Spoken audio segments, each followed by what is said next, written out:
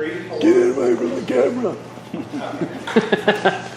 A lot of this will apply more to you than it will to the rest of the guys. But there's some changes coming in 2015. The first one is that they changed part of the act. They've been going through the last 3 years and revising parts. They put the first block through. Most of the changes are actually just what they call wordsmithing, where they've pulled the little sections out and they've changed a few words, tried to clear it up. The next block that's going through has to do, there's some changes in it. And then there's going to be a third one, which is probably going to be the most controversial one to have to get through. Those last two blocks aren't going to go through until, they might not even go through until 2016. Fortunately, they don't apply to the fumigators, though. It applies more to the branch 3 guys, the ones that are riding the fields. As far as Zythor goes, sometime within the next 4 months, I think, they'll have an app out. Instead of having to use a handheld calculator, they'll have an app for Android and for Apple. So you can just download it to your smartphones and you don't have to worry about them, crapping out. The handhelds, though, they'll still have available, but they won't be doing any upgraded software. So that's always going to be the same. The thing that'll be nice about having it on the handhelds or on your phones is that also in 2000, we hope it should be this year, they'll be changing the bed bug rate. I know you guys don't do a lot of bed bugs, but it'll probably drop down to the 2x rate, somewhere in there. And we're still waiting for Rudy Sheffon, who's doing the research to get it done, because then it's got to go to EPA, and then it's got to go to California Department of Regs, and all that stuff takes. So there's no telling how. Wouldn't be sitting and saying, oh yeah, it's going to be here in June, when it could be December or June next year, as far as they go. Now, who was here last year? None of you guys? 1, 2, 3. Oh, hey, we got a new group in. Your worker safety training is due every year, and it's required of everybody, the guys that just work in ground crew, because of the exposure to, your possible exposure to the chemicals. So what we're going to be covering today is your hazardous communication, heat safety training, your respirator training and fit test, and I forgot what the last one was, but it's in there. You'll see ladder safety. Then Dave will cover some section on your fall protection. Then we have about 3-4 pages of signing that you have to do to verify that you were here for the training. On top of that, there's another 9 forms that you get to sign or whatever. So at the end, you're going to think you bought a house or a car. Unfortunately, you didn't get either one. So sit back. Hope everything works. And I'm telling you guys, this stuff is really exciting. So don't applaud.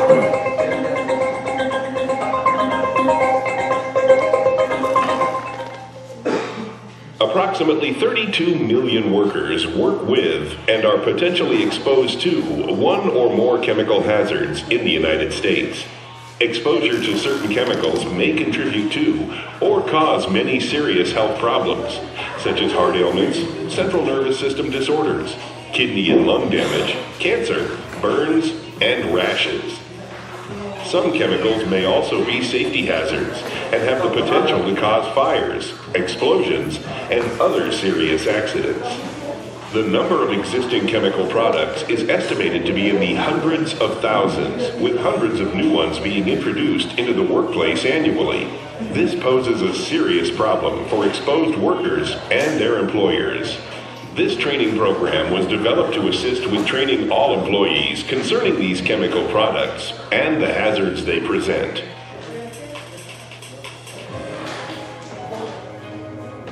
This training program will instruct employees regarding the following: contents of the OSHA standard, hazard classification, who is covered by the standard, chemicals, safety data sheets, understanding chemicals, personal protective equipment, exposure to hazardous chemicals, and leaks and spills.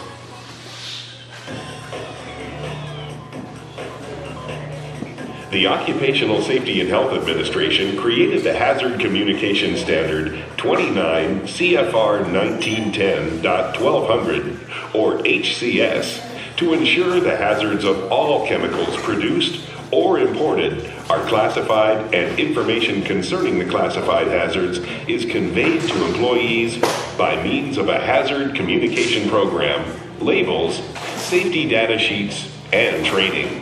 Employees also need to know what protective measures are available to prevent adverse effects from occurring. The HCS standard is based on a simple concept.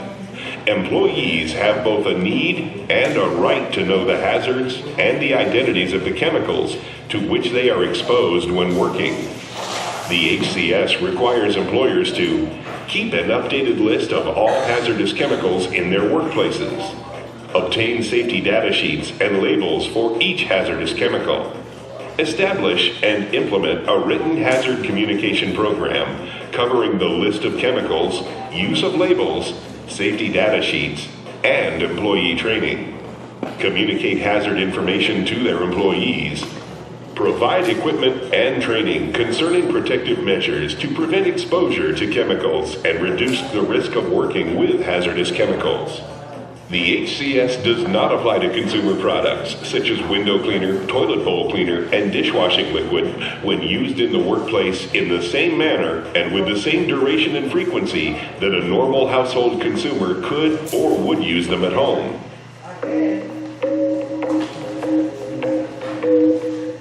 The requirements for the HCS are intended to be consistent with the provisions of the globally harmonized system of classification and labeling of chemicals. This worldwide system provides for more consistent and uniform classification and identification of chemicals and their potential hazards, creating a safer workplace for all employees. The HCS establishes uniform requirements to make sure the hazards of all chemicals imported, produced, or used in U.S. workplaces are classified.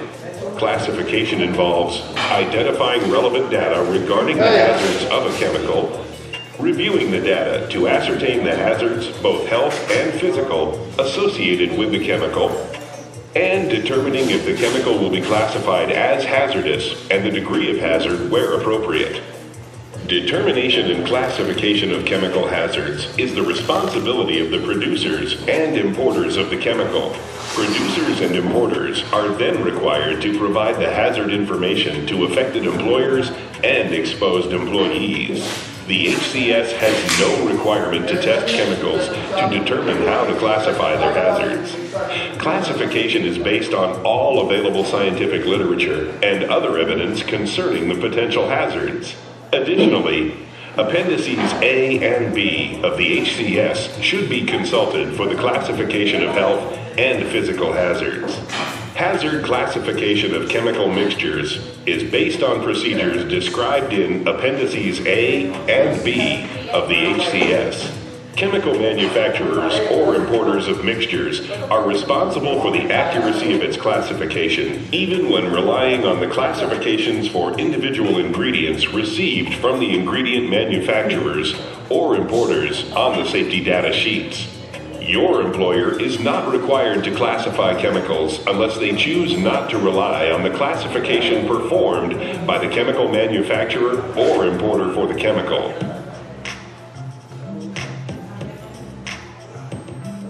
The HCS covers all hazardous chemicals and incorporates a downstream flow of information. Therefore, any company that deals with hazardous chemicals at some point is covered by the standard.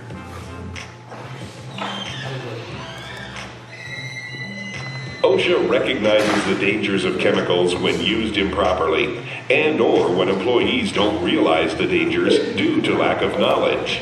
The HCS is designed to eliminate potential dangers by ensuring employees have the information necessary to protect themselves and their co-workers.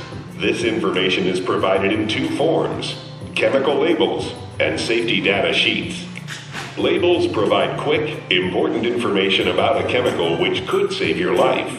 They are effective in communicating health and physical hazards, as well as how to minimize or prevent adverse effects resulting from exposure to the hazardous chemical or improper storage or handling. Labels are affixed to, printed on, or attached to the container of a hazardous chemical or the outside packaging. OSHA requires the following label information. Product identifier. This is the unique name or number used to identify a hazardous chemical. Signal word.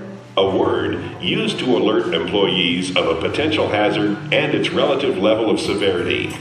The two signal words used are danger, used for more severe hazards, warning, used for the less severe hazards. Hazard statement. A statement describing the nature of the chemical hazard, including, where appropriate, the degree of hazard. Pictogram. A composition which is intended to convey specific information about the hazards of a chemical. OSHA has mandated 8 specific pictograms to be used on chemical labels. Each pictogram is in the shape of a square, set at point, and includes a black hazard symbol on a white background, with a red frame sufficiently wide to be clearly visible. Precautionary statement. A phrase describing recommended measures to be taken to minimize or prevent adverse effects resulting from exposure to the hazardous chemical or improper storage or handling. There are 4 types of precautionary statements used on labels. Prevention. Statements meant to keep you from harm. Response. Statements providing steps to take if you have been exposed to a chemical hazard. Storage. Explains the safe way to store the chemical. Disposal. The last statement explains to the employee how to dispose of the chemical safely. Chemical manufacturers, importers, and distributors are responsible for labeling, tagging, or marking each container, commonly known as the primary container of classified hazardous chemicals they ship. OSHA requires the information be prominently displayed in English on each container. OSHA also requires the name, address, and telephone number of the manufacturer, importer, or other responsible party be displayed on the shipped container.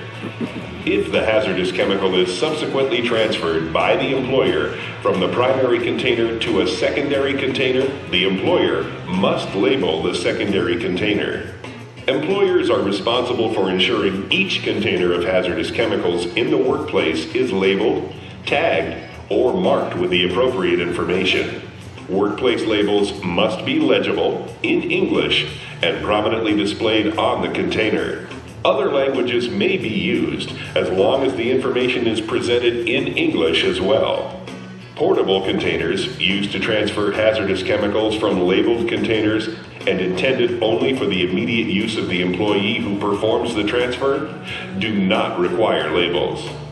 For stationary process containers, such as storage tanks, the employer may use signs, placards, process sheets, batch tickets, operating procedures, or other written materials in lieu of affixing labels. This alternative method must identify the containers to which it is applicable and convey the information required on secondary containers. The written materials must be readily accessible to employees in their work area throughout each work shift. OSHA considers solids, like granule fertilizers, to be chemicals, and they are also covered by HCS. For such items such as solid metal, solid wood, plastic items, or shipments of whole grain, the required label may be transmitted to the customer at the time of initial shipment, or with the SDS that is to be provided prior to or at the time of the initial shipment. Labels need not be included with subsequent shipments to the same customer unless the information on the label changes. This exception to requiring labels on every container of hazardous chemicals is only for the solid material itself. Please refer to the OSHA Standard CFR 1910.1200 HCS for additional information concerning such items and labeling.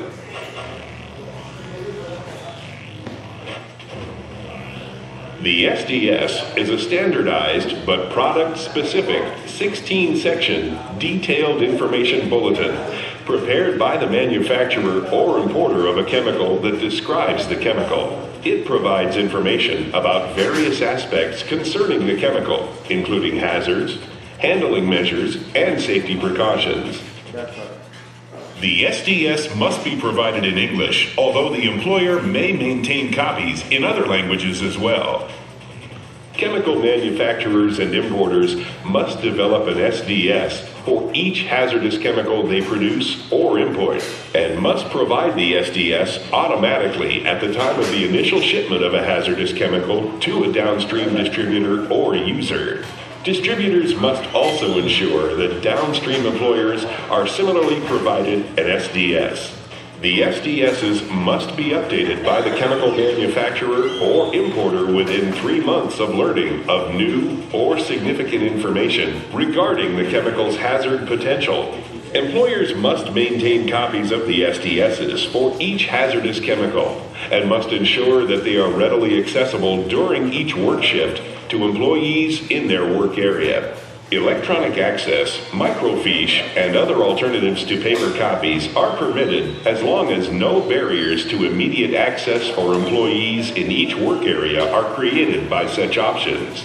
Employers should prepare a list of all hazardous chemicals in the workplace and then check it against the collected SDSs. If there are hazardous chemicals used for which no SDS has been received, the employer must contact the supplier, manufacturer, or importer to obtain the missing SDS.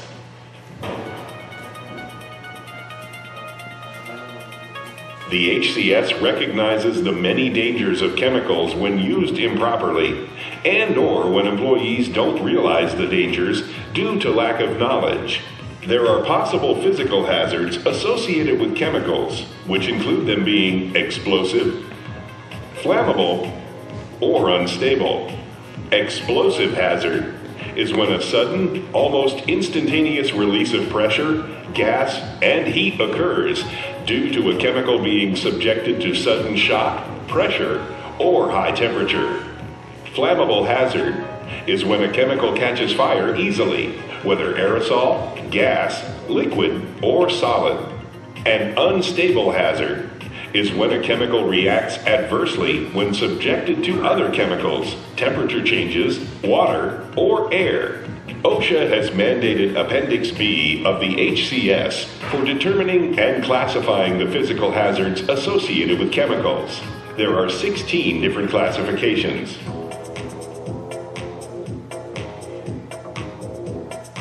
Chemicals can also be the source of many health hazards. Some of these health hazards include a carcinogen, which indicates a chemical that causes cancer. Corrosive is a chemical that can burn, destroy, or eat away at eyes or skin on contact.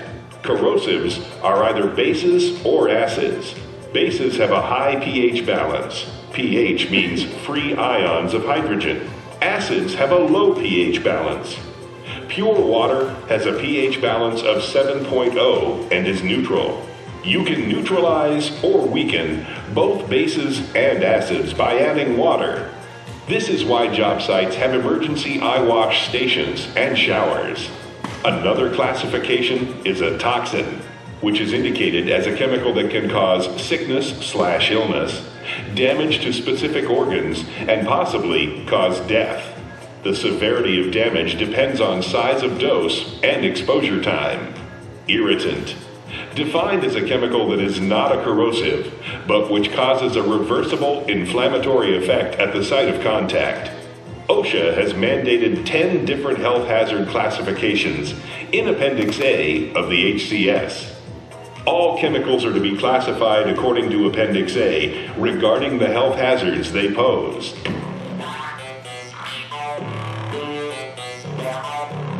Chemicals create health hazards when employees are exposed to them. The methods of exposure are called routes of entry. There are 3 primary routes of exposure or entry. Contact. Contact with the skin or eyes. This is probably the most common route. Such contact can cause rashes and burns or vision problems. Some chemicals can enter the bloodstream through contact and can be very dangerous. Inhalation. Breathing in chemicals is also very common. This can cause headaches, dizziness, and possibly even death. Extreme damage can be caused to the lungs or throat. Swallowing. Ingesting chemicals usually occurs when employees do not wash their hands before eating. Chemicals are passed on to the food item and ingested with the food. This can cause severe internal organ damage.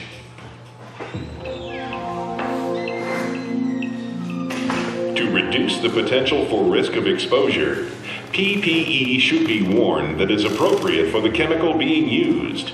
Information on the correct PPE can be found on the chemical's label as well as the SDS. PPE is generally divided into 3 groups. Eye protection, safety glasses, goggles, and face shields. Hand and body protection, gloves and aprons. And respiratory, respirators, masks, and self-contained breathing apparatus.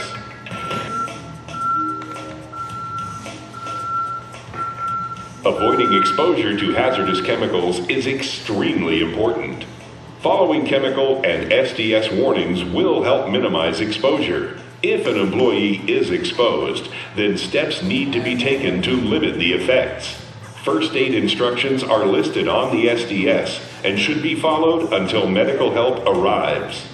First aid might include flushing eyes with emergency eye wash, removing contaminated clothing and washing contact area of body, applying cool water on burn area, moving to open area to get fresh air.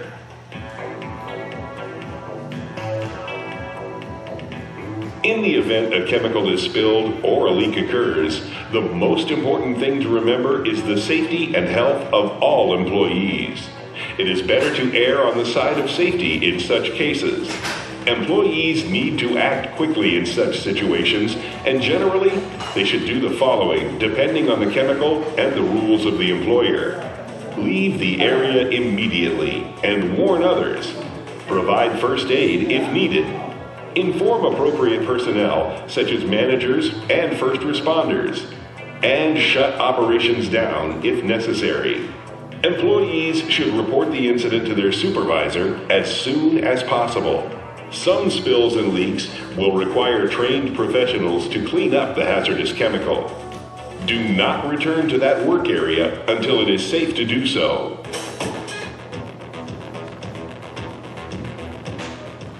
OSHA's Hazard Communication Standard gives employees the right to know about chemical hazards in the workplace. Employers have obligations to provide employees with training, information, PPE, and other safety measures dealing with chemical hazards. Success of the HCS requires commitment at every level of the organization. Take training seriously and pay attention. Read all labels before using any chemical. Be familiar with the SDSs of all chemicals you use. Know where to find the SDSs. Use appropriate PPE when handling chemicals. Know correct emergency procedures. And always use safe work habits.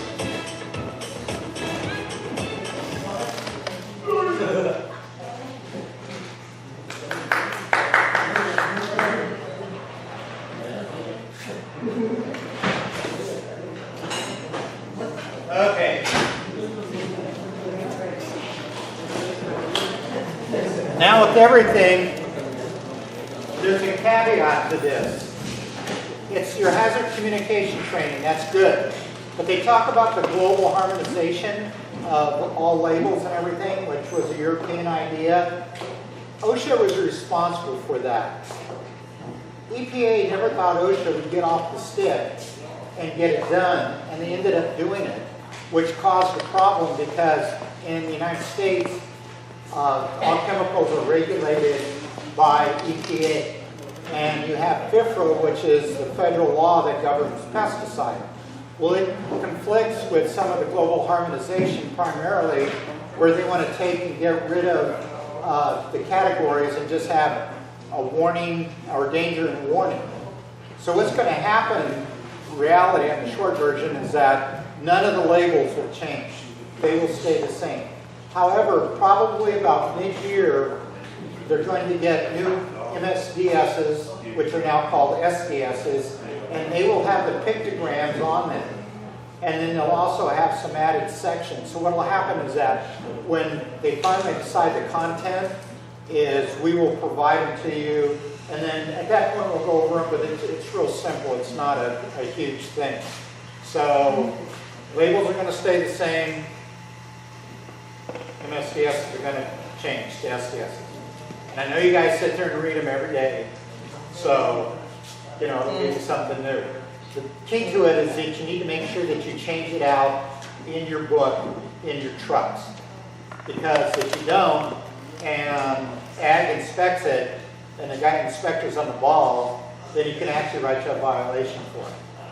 So once they come out, which should be July 1st at the latest, we'll get those to you. Any questions so far? No. Okay.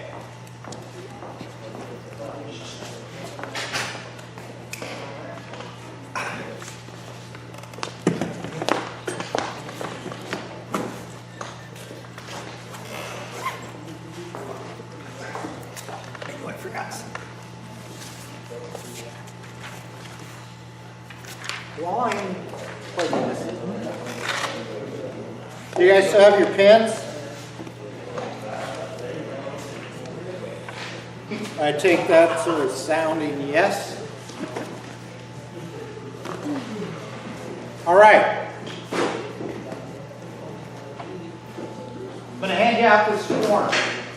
You need to fill in the top part, your name, the employer, Megafume, and what your job is. So you can just put fumigation crew, and today's date, which is January 20th. And we're going to go through a short PowerPoint, but at the end of that, what I want you to do is go down, read each of the statements. If you have no questions, then initial it out in the left-hand column. All right? We have to get one of these back from everybody. If we don't get it back from you, then it's basically like you didn't show up today. So after going through all this, I know you want to make sure you get counted. So you want to take them and pass them around?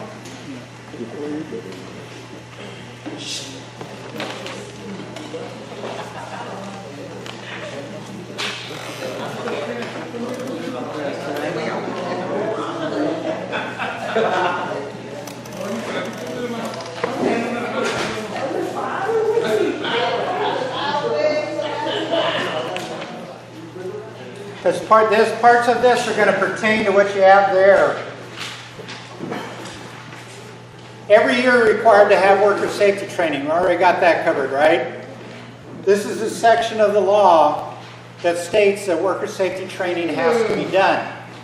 It has to be done on an annual basis within 12 months. Now, depending on the ag department, if you go over a few months or whatever, they don't care. There's one ag department in particular, and they're not up here, but they're like, if you're not on an exact date, like you did it on the 30th of December, and you do it on the 31st of next year, they freak out. We're short on paper. Need more? 5 more.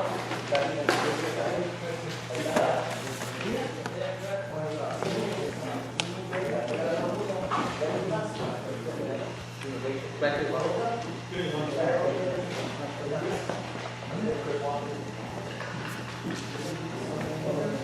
In addition to your hazardous communication training, the state requires that you have training on what they call the N-Series.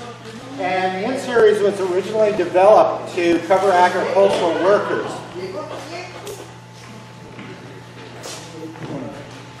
Is everybody paying attention? Later on, they developed the N-Series, which is non-agricultural. So, are you guys considered agricultural or non-agricultural? Those that are paying attention. Are you guys considered agricultural or non-agricultural? Agricultural? Are you guys spraying the fields? No, so you guys are non-agricultural. Within the series, what they've done is they've split it out into different worker safety issues. Working with pesticides, how to move chemicals, closed systems, which is, you guys don't deal with that at all.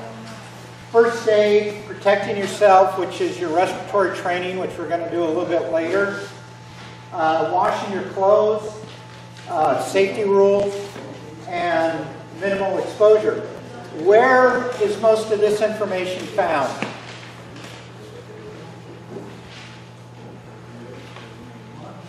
In your label? Doesn't the label tell you everything about how to use a product safely? Yeah. Your label in your MSCS. It's also in the N series, which if you're ever bored, it's posted around here somewhere and you can sit down and read it all. First rule, you have to follow the label. Is the label the law? Yeah. That's a question. Yeah. Yes? Yes. And if you don't follow the label, what happens? You get cited. And then who pays the fine? David. Well, it's really funny, guys, because guess what one of the changes is that they're putting through? The guy that does the crime does the time, which means he's the one that's going to be paying. So if the company has the documentation, which they have here, and you have a violation, especially on safety equipment, then you'll be the ones paying the fine. All right? So keep that in mind. It isn't David in the future that's always going to be paying. So the label is a law. The label's there so that you can apply things safely. Each one of the labels is required to have 13 different factors on it. All right? I don't expect you to memorize them all, but you should be very familiar with where to find the information on the sheet. Everything from your active ingredients, who made it, who owns it, what you do in case of an accident, how to store it, things like that. Now, handling pesticides. What's the safest way to handle sulfurofluoride? And it doesn't matter who the manufacturer is, sulfurofluoride, sulfurofluoride. What are the safety requirements for that?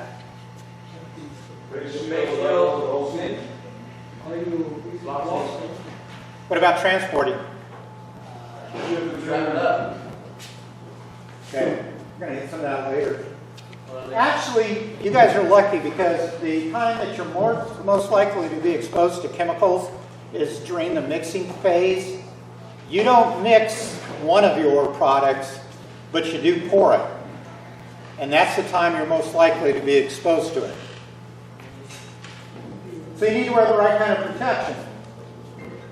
Sulfurofluoride. Long sleeve shirt, long pants, or coveralls. What else is required? You shaking your head no? No glove, face shield. No glove. Why no gloves? Yeah. What's your biggest danger from sulfurofluoride? Yeah, getting a freeze burn. So say you're opening it up, you're opening the valve up, and the hose blows out. Yeah, you're not going to get, the chemical's not going to get you, it's inhalation. But a freeze burn is 10 times worse. All right, so you can have eye protection, you can have goggles or face shield. Why would you pick face shield? It covers your whole face, yeah, that's a good one.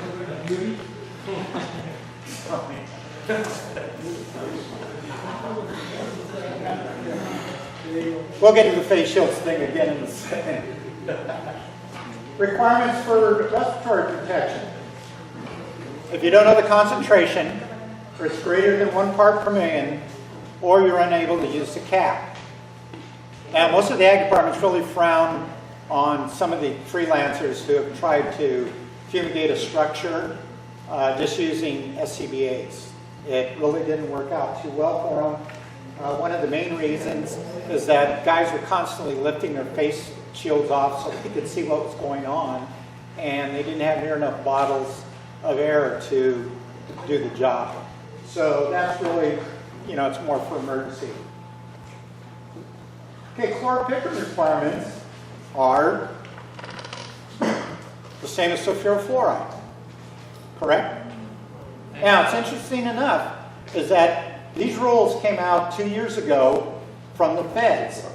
They have always been the rule for the state of California. But some counties had allowed fumigators, for whatever reason, just to wear shorts and short sleeves. And they never said anything about it.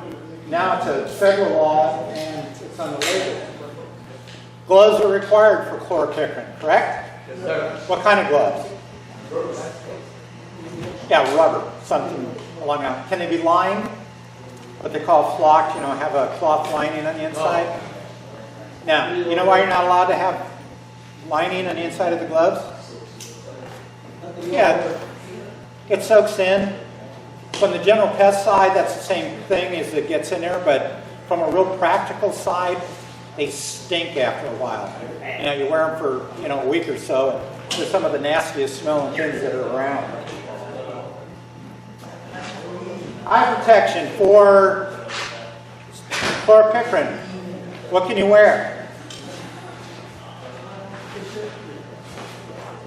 Hello?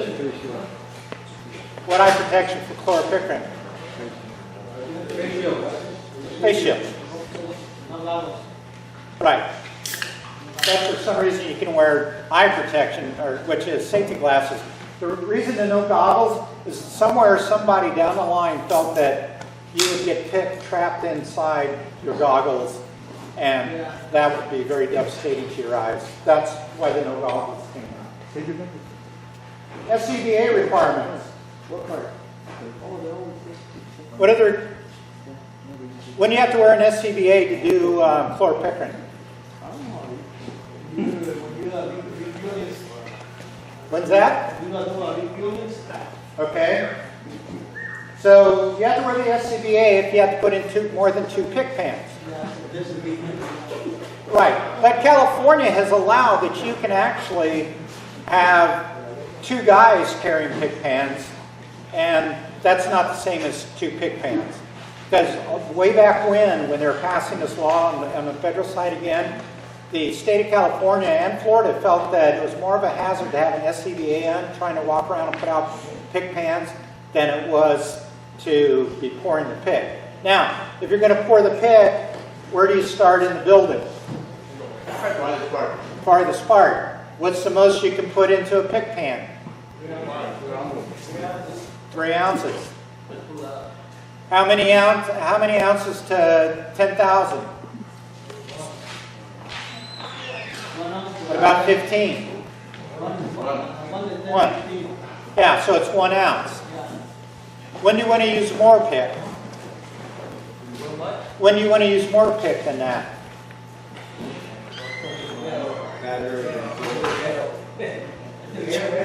Not a trick question. Busted. That's a trick question because you can't go over the limit. Right? Where do you have to put a pick pan? Each floor and behind a fan. On the shooting one. All right. Are there any questions on that? Because you do that correctly, right? Yeah. What do you pour the pick into to pour into the pan? Okay. No glug-glugs into the... You laugh. You'd be surprised with it. All right. This part makes it easy for you guys, really. The chemical has to stay in the original container. And this applies more to the general pest containers because what else would you put in a pick container besides pick? And there's no way you're going to get anything else into the cylinders for the sulfuric fluoride. But it's very common because little kids, for whatever reason, can't read when they're born. So what they'll do is if they take something and it looks like milk, or it looks like juice, they'll drink it. And there's been a lot of pesticide poisonings throughout the U.S. in the past where people take chemicals, put them in a milk jug or something, take it home, put it on the shelf or whatever. Little kid sees it, takes a drink out of it. Well, at that point, it's kind of late because they have a weird sense and they may think some things taste pretty good that they shouldn't be drinking. Storage. What are the storage requirements for sulfurofluoride in a building?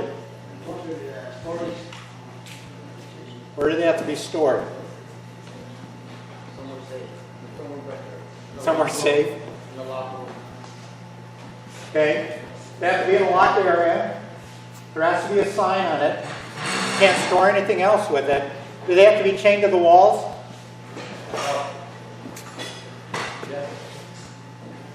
Who votes for chained to the wall? Who says they don't have to be chained to the wall? Who doesn't know? Okay. They have to be chained to the wall. All right, it's required. That's in case somebody knocks them over, and the idea is that they would break, but I don't think a sulfurofluoride cylinder is going to break, especially if you have the safety cap on. If you don't have the cap on and that valve gets bent and breaks open, then you're going to have a different problem. Transporting. Obviously, you're not going to put well, no, I take it back. There was a guy in Texas who was very creative with how he stored this stuff, and he threw it on a trailer, and he threw a tarp over and figured nobody'd see any of it. Didn't even bother tying it down. Pulls up on the tomb site, and the inspector that was down there is standing there, and this guy whips the tarp off, and the inspector just looks at him and goes, well, what's this? And he goes, well, I didn't want to worry about CHP following me, or the Texas Highway Patrol. So I just laid it down and covered it up. It didn't go well for him after that spot either. So any container that never goes in the vehicle, they always have to be tightly closed and sealed, upright position, and locked and stored. Will you get a citation from CHP if your chlorpickering cylinder is rattling around? Pardon me? If it's not locked, if that cylinder, the 10-pounder, is rattling around, or you don't have, or if you're using Dows and it's not in the packing material, they will cite you. Another easy thing for you guys, when you're done with the cylinders, what happens to them? They magically disappear and full ones end up in them. Yeah, we take back the cylinders. When you're using pesticide containers, it's a different thing because once they're empty, they have to be triple rinsed, punched, and put in a landfill. First aid. Does everyone know what first aid procedures are for sulfurofluoride?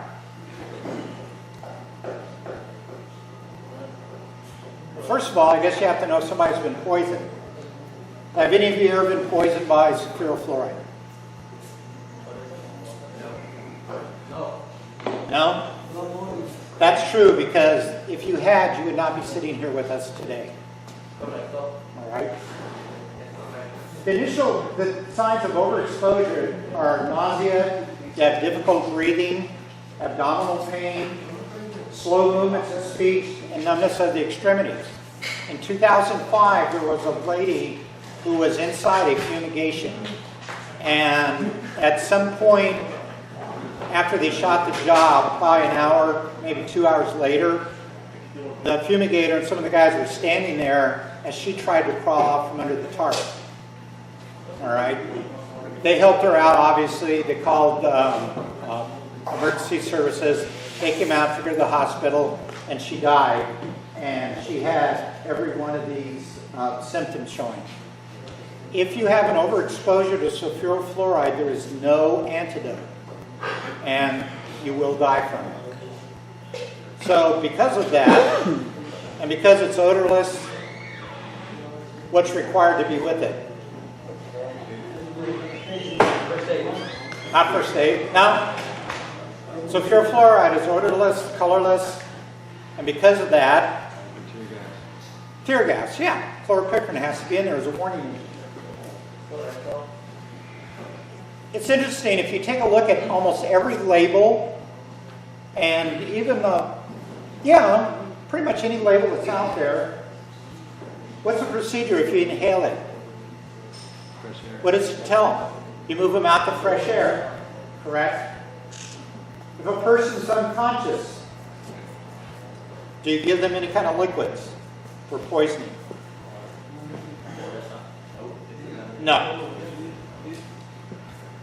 What if you get it on the skin or the clothing?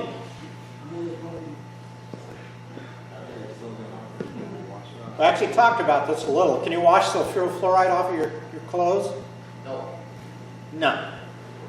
So, you're standing there, the hose breaks, blasts your arm, freezes, you got a long sleeve shirt on. What do you do next? Wash it off. Yeah. Do you just pull your shirt off? Not a good idea, because it's going to take the skin below it with it. So what you want to do is use water, get it on there, defrost it basically is what you're doing. What about sulfuric fluoride in the eyes?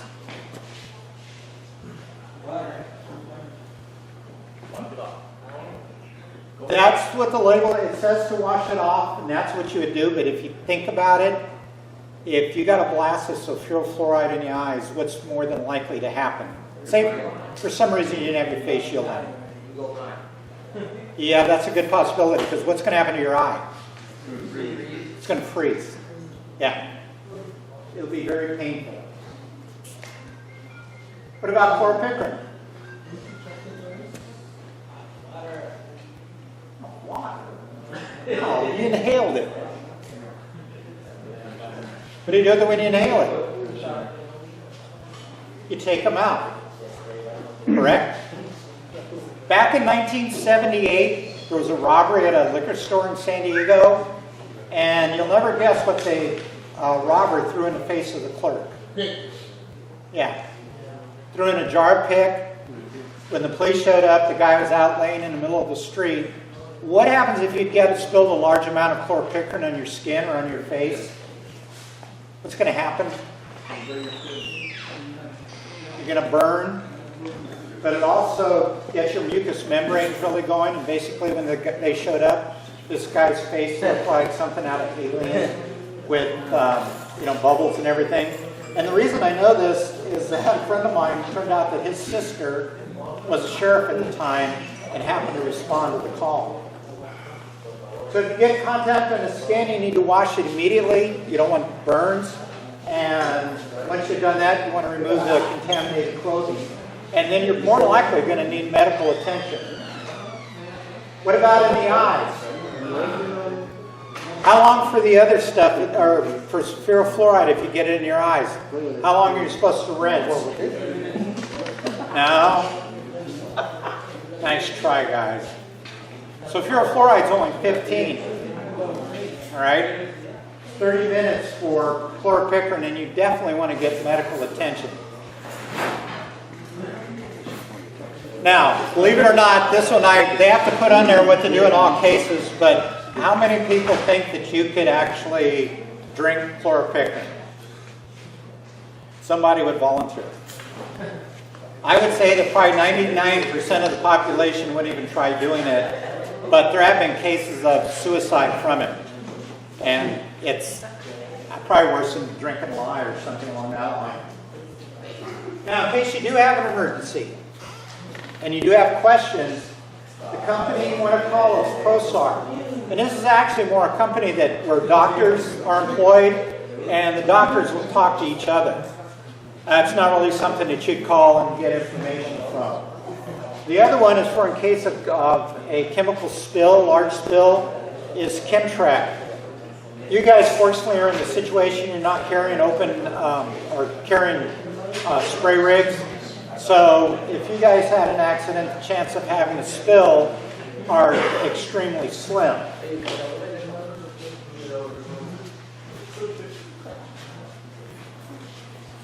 All right, here's your quiz. Who has to provide respiratory equipment?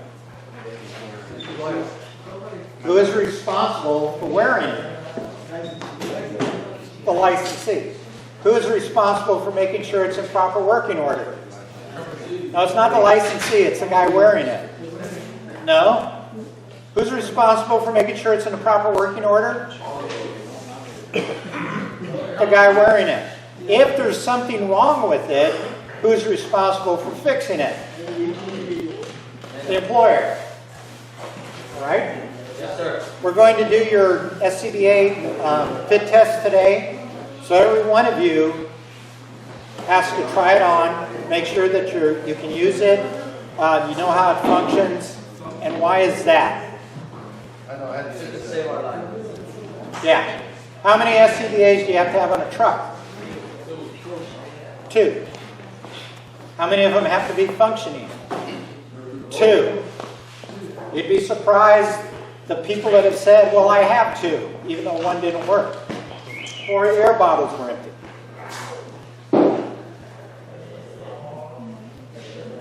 Does the label always require you to wear respiratory equipment?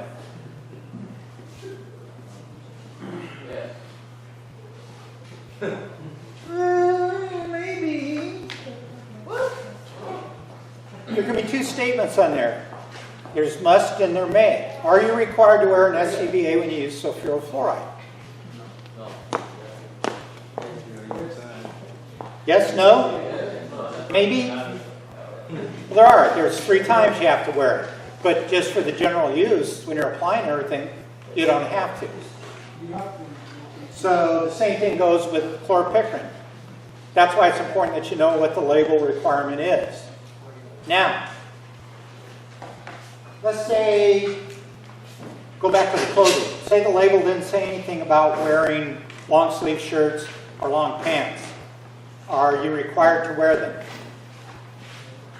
Doesn't say anything on the label about it. Are you required to wear them? Yes. See. Yes. You have the label, and then you have state regulation. California state regulation under worker safety PPE section says you have to wear long sleeve shirts and pants when you're applying chemicals. There was a guy down in San Diego who decided he wanted to have an argument with the ag department over this, that it wasn't on the label, and he was ready to give up his firstborn and everything else. Well, it was kind of like arguing with a cop about getting a ticket. It didn't work out too well for him because when she pulled out the regulation and explained to him in no uncertain terms what the law was and that, he felt a little cowed and was minus about $750 and he was done. So, all right. We've already talked about this before. It's greater than 1 part per million, correct? Yes. You don't know what the concentration is. Or you can't use the cap. Hit 2 cans. Concentration is greater than 1 or 0.1 ppm. What is it that you have that you can measure 0.1 ppm with?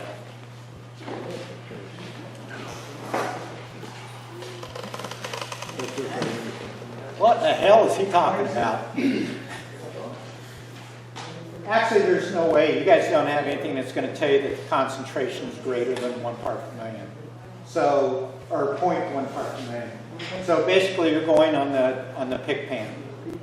All right. Or if you have to go back into the building and you've already put the pick out, even if you haven't shot the job, you need to wear an SCBA. All right, what about those nice suits that they give you to wear? Who's responsible for washing them? Yeah, the company's required to give you clean uniforms. They're not really required to do the laundry. Most companies do, however, do the laundry. Now, if they're doing the laundry, where do you change at? You change here, or you change at home? Here. Yeah, you're supposed to be changing here. What this really ties more to is the general pest guys, where they're using liquid pesticides all the time, get spilled on the uniform. Because are you going to take a uniform with chemicals spilled on it, take it home and wash it with your regular clothes? Hopefully the answer is no. Some people, it all goes in one load, who cares? All right? Pesticide handlers' rights. Did you guys know that you have rights? Well, yeah. First of all, the MSDS and everything, the labels that we talked about have to be posted. You have to have a medical plan, and this isn't Obamacare, all right? The medical plan that they're talking about is a company plan that if you get hurt or injured, that you have somewhere to go. They have to provide you with the labels and MSDSs. You can personally receive any information about the pesticides that you might be exposed, and so can your physician or the employee representative. How many of you guys are union members? How many belong to the Fumigators Union? None? Okay. Now, you also have the right to file a workman's comp claim if you get injured on the job.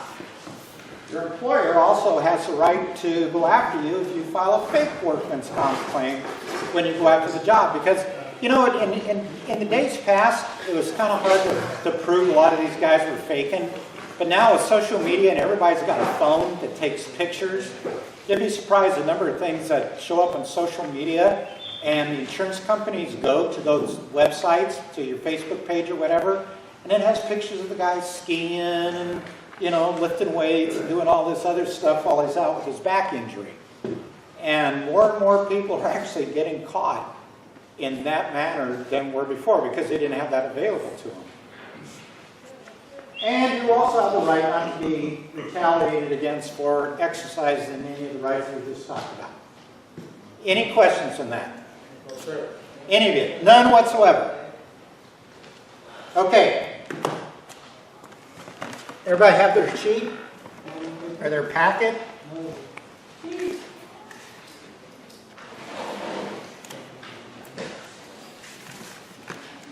there anybody that doesn't? Okay. Go ahead and read them. If you haven't already, initial along the outside of them. Do not crumble them, mangle them. You're going to have to give them the date at the end. And if you don't have it to turn into him, then he's going to make you sit through this whole thing later on.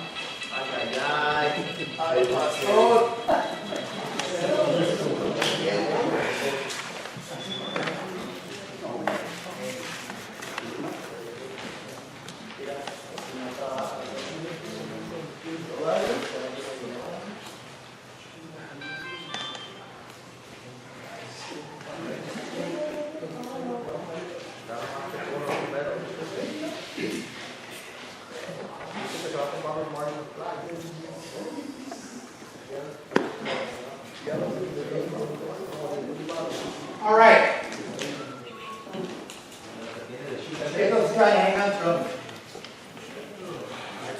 How many people regulate you as far as the pesticide? Nobody. My own man. Okay, who all has a piece of the pie? DPR, right? Farm Pesticide Regulation? That's the ad, yeah. Structural Pest Control Board. Who out cruising the highways? Who's working for who? They're for the state, but they're subcontracted by who? No, but it's a federal organization. Department of Transportation. FDA. Not the Close. All the letters are the same. So, being the handlers of hazardous materials, how often do you think you have to have hazardous material training? Correct. How often do you have to have it if you have a hazmat endorsement on your license? Now, when you go to renew it, it's every 3 years. 3 years. 3 years? Yeah. So 3 years doesn't really matter because you're required to have it on an annual basis. Who's required to have it?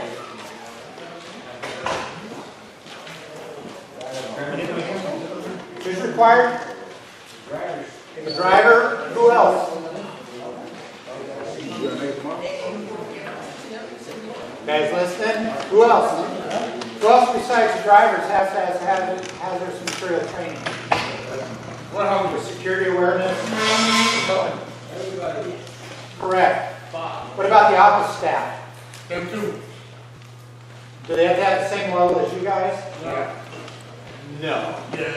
But for this fine group today, we're going to have one all-encompassing video instead of all four.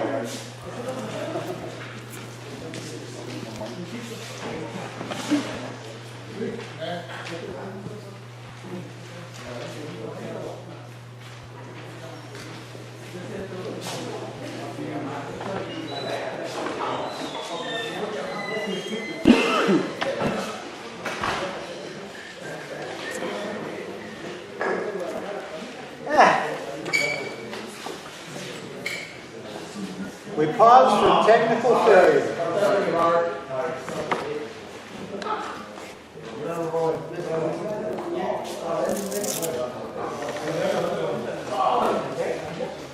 Battery.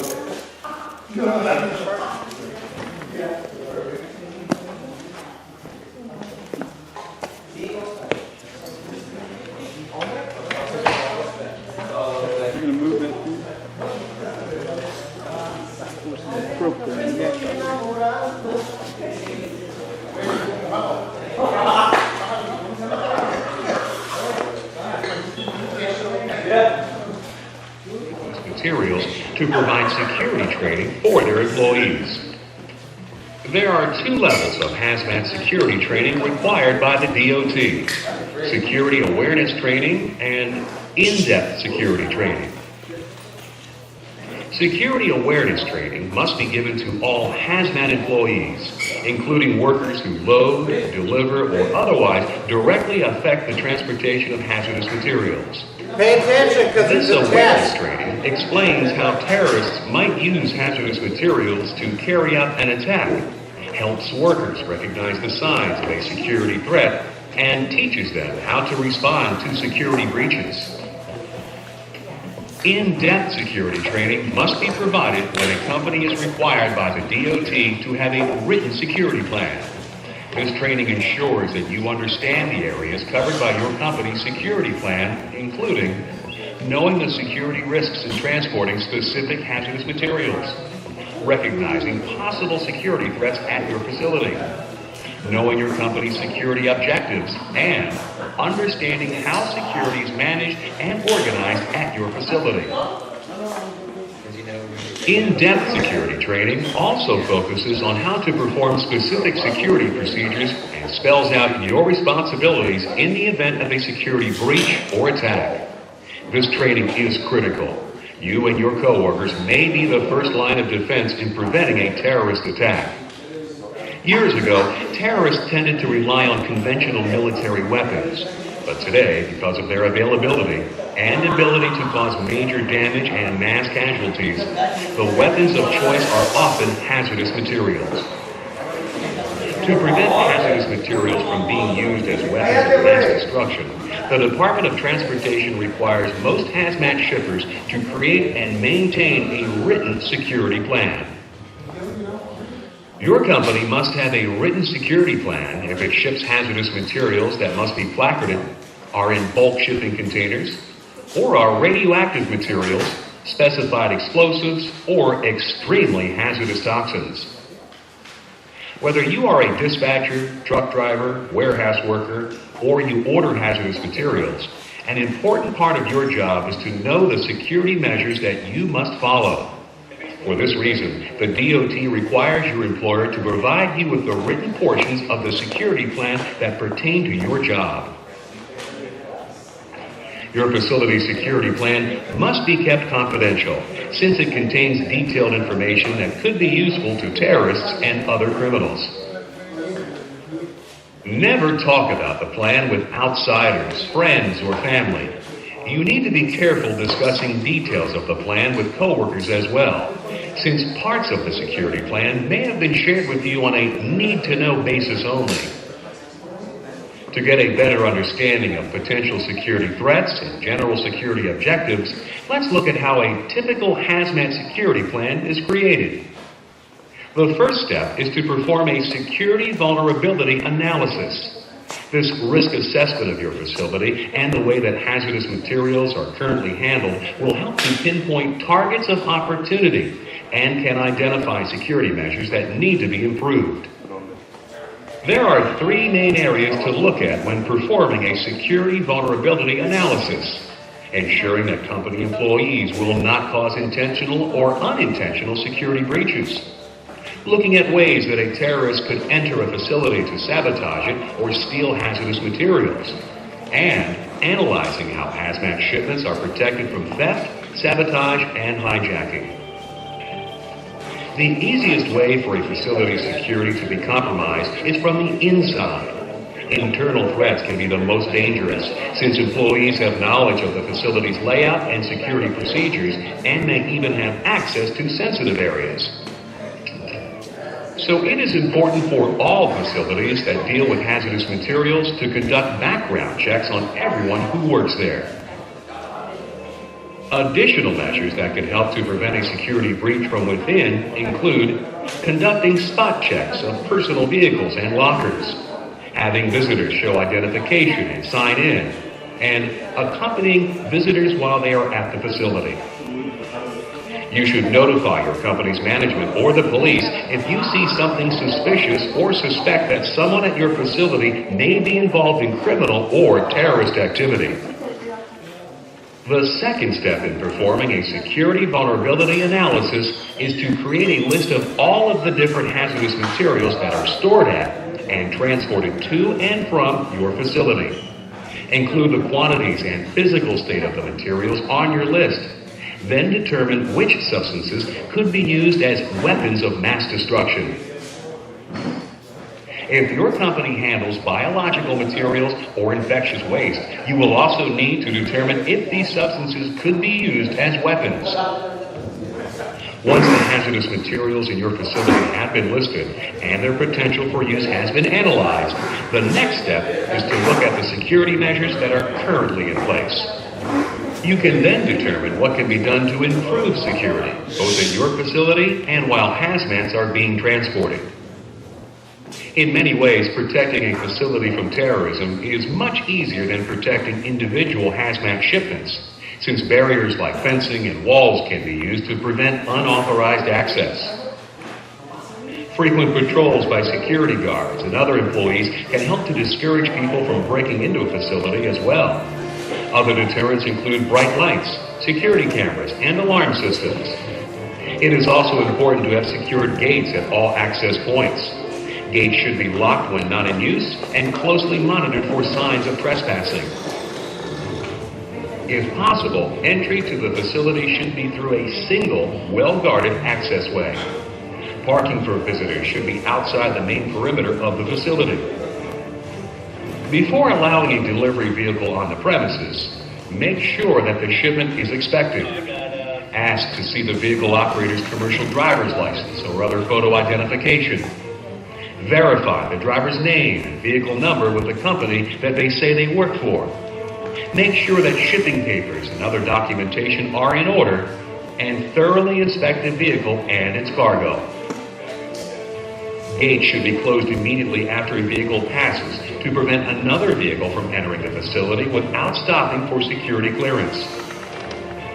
At high-risk facilities, concrete barriers, perimeter trenches, and other obstacles can be used to prevent suicide attacks. In addition to controlling access and protecting the perimeter of a facility, it is equally important to safeguard hazardous materials by locking them inside of buildings and other secure areas. Valves on tanks and storage vats should also be locked. Other security measures that should be considered include using a sign-out system for keys to restricted areas and performing frequent inspections to make sure that no one has tampered with locks or other security equipment. Inventories of hazardous materials should be conducted regularly as well to determine if there are any shortages. Hazardous materials are most vulnerable to theft and sabotage while they are being transported, but there are several things that can be done to protect them before they even hit the road.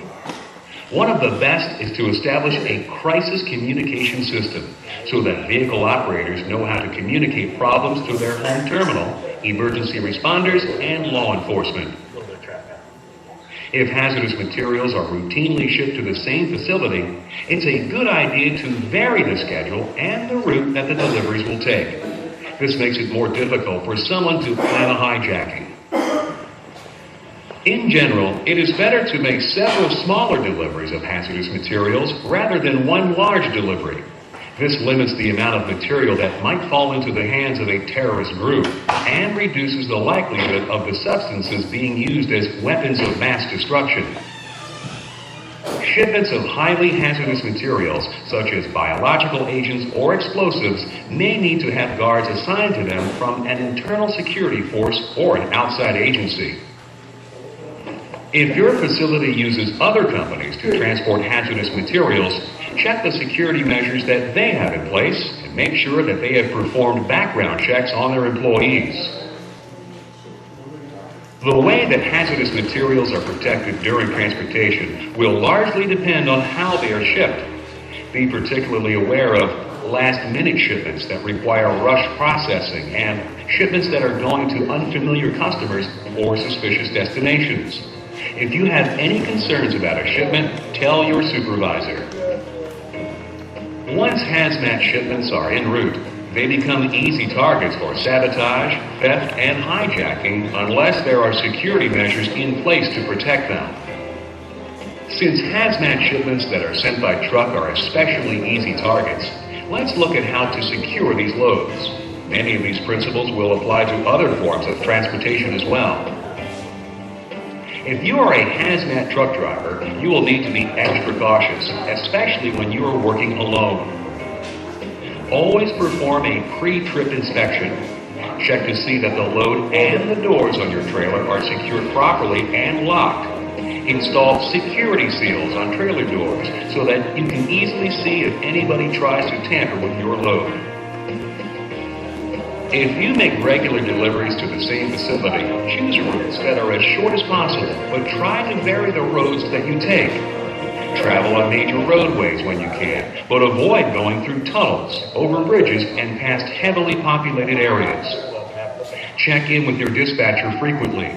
Inform them of any delays or detours that you have to take.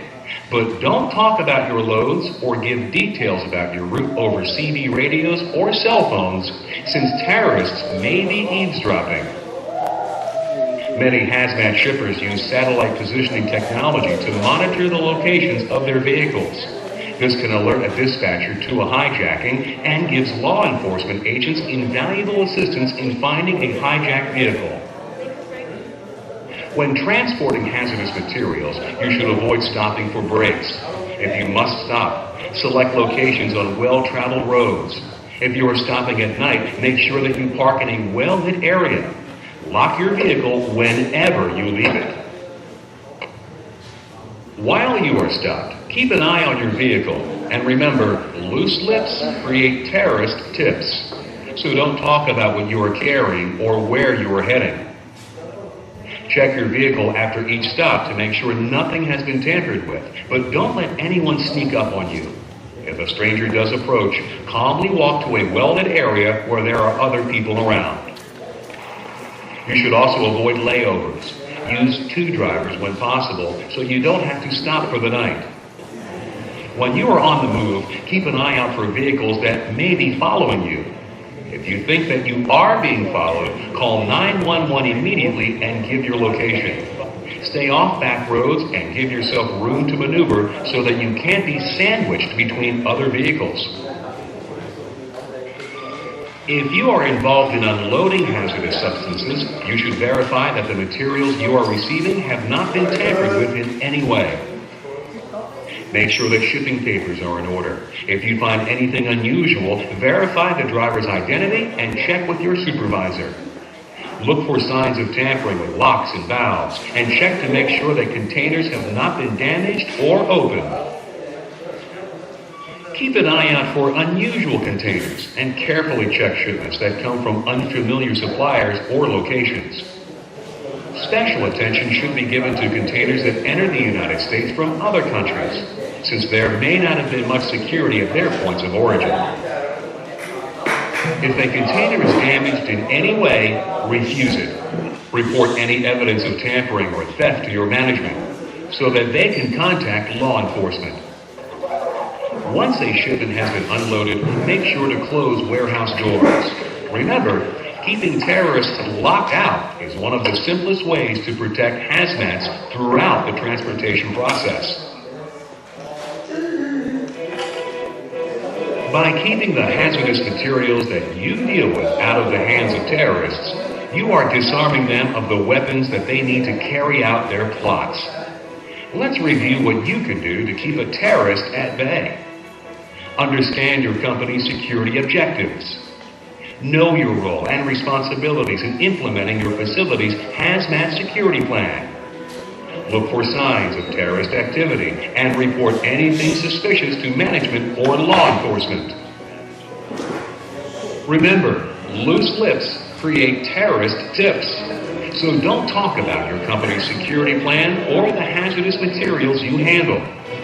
Make sure that hazmats are secured at all times. Use delivery routes that minimize opportunities for theft, hijacking, or sabotage. And maintain contact with vehicle operators while shipments are on the road. Terrorists will try to use hazardous materials to strike at us again, but by following your facility's security plan and reporting suspicious situations, you can help to protect yourself, your company, and your country from terrorist attacks.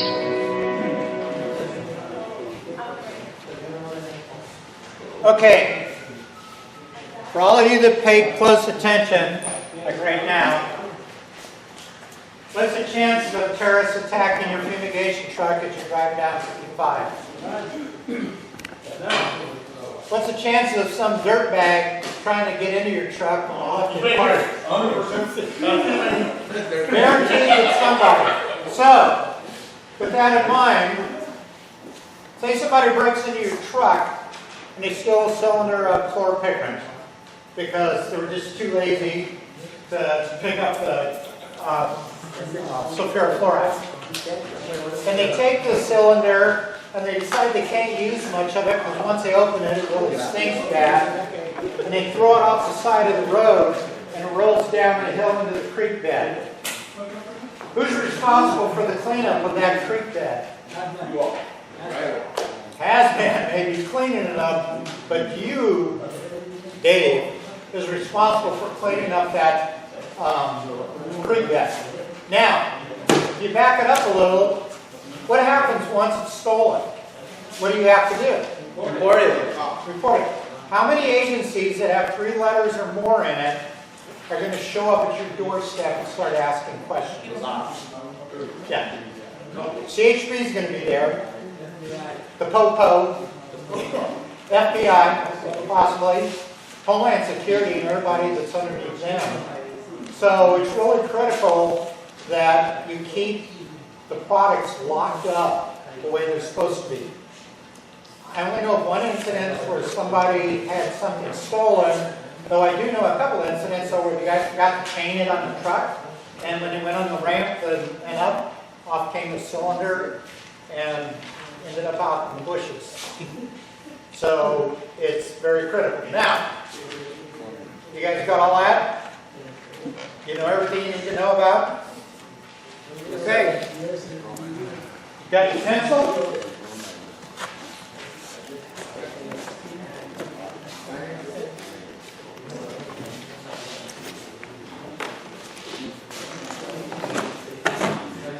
You guys lucked out. I brought the 10-question version of this as opposed to the 50. I didn't want to be here that long.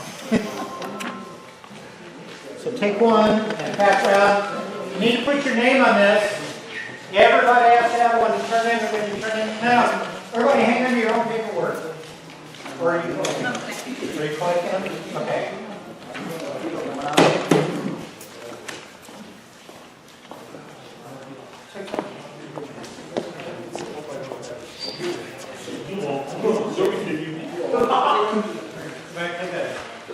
Take one, pass them around.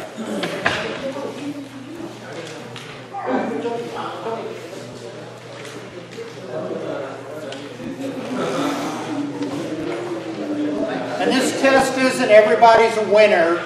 There are wrong answers to it, so.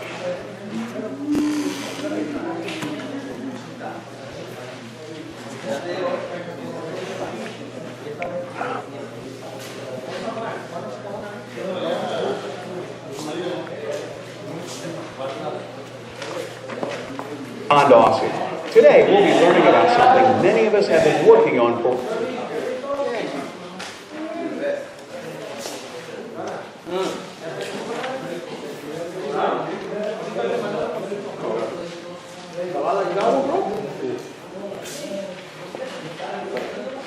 EBT card.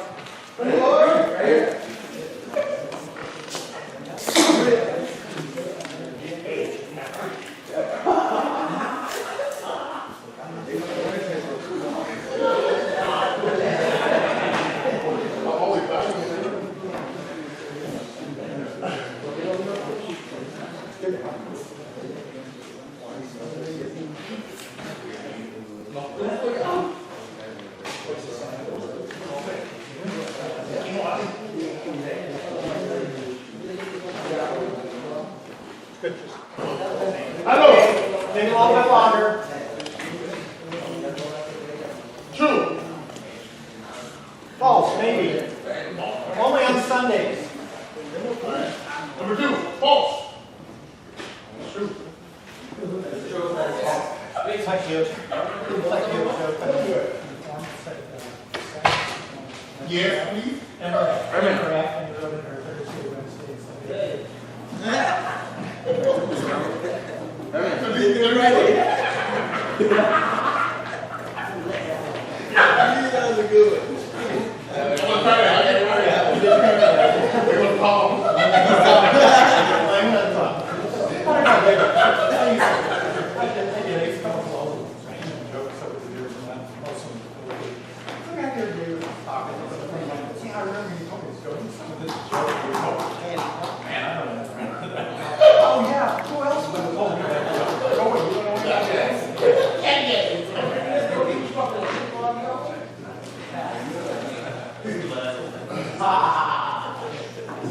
Okay. Number 1. Employees must undergo in-depth training if their company is required by the DOT to have a written security plan. Anybody else want to try? True. Your company must only have a written security plan in place if it ships hazardous materials in bulk packaging or transports extremely hazardous materials such as toxins or explosives. False. To handle a hazardous material, you have to have a written plan. If the DOT hazardous materials regulation covers employees who handle hazardous materials as well as those that transport them. True. Hazardous material shipping papers must contain a 24-hour emergency phone number. True. Which of the following provides information about a material's potential hazards? True. Very good. Number 6, internal security threats can often be the most dangerous. True. I thought you were sleeping. All hazmat, now this will get one. All hazmat employees must receive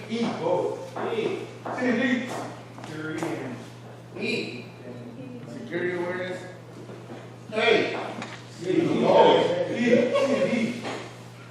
You want C? Wrong. You want D? Wrong. Hazard walker training for guys like working warehouses and drop them. So, how about A? Because everybody has to have security awareness, but do the office staff know they need truck driving? Okay. Hazmat employees, including workers who load, deliver, or otherwise directly affect the transportation of... Oh, that's the definition of a hazmat employee. Number 8, true or false? A, true. Number 9, it's okay to talk about your super secret plan with coworkers. False. Hazardous substances that are not listed in DOT's emergency response guidebook, such as biologicals, do not have to be considered in compiling your list. False. False. Now, your bonus question for a 2015 Porsche. What was the guy? Hey, Walter, come out, man. I live here, both. What was the guy reading in the park? The map. For those of you that were watching the movie. The map behind the road. His route. His plan. What was he reading? The route plan. The map. He's close. No, it wasn't the map. Here's they're talking about security and everything, and the guy's sitting in the middle of the park reading his security plan. Oh, yeah, the next thing. From the company? Yeah. They gave him, yeah. All right. I swear that the next one is not a Gatorade commercial, though it may appear to be. And I'm receiving no money for showing it as a Gatorade commercial. But the next section we're going to do is on heat. Now, is heat an issue right now? Isn't that... Hey, everybody. Is heat an issue right now on the job? Heat. You know? No. Cold. It's hot? No. Wrong. And you'll find out why. For years. Okay, Lynn, go get them. How to keep our cool.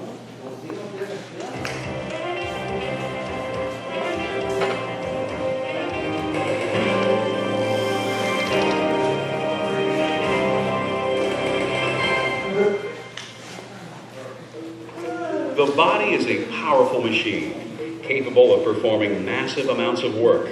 And like any machine, when it's pushed hard, your body can produce a lot of heat. Whether you're outside under a hot sun, inside a busy factory, or bundled up against the cold, you need to be careful when your body heats up. As it gets hot, your body has to work hard to prevent itself from overheating. Of course, the hotter the area where you're working, the harder it is to cool off. If your body gets too hot, it can suffer heat stress and other heat-related illnesses such as heat cramps, heat exhaustion, or even heat stroke. These conditions occur when high body temperatures break down your body's ability to function normally. To fight off heat stress, your body tries to keep your temperature at a cool 98.6 degrees Fahrenheit. Here's how it works.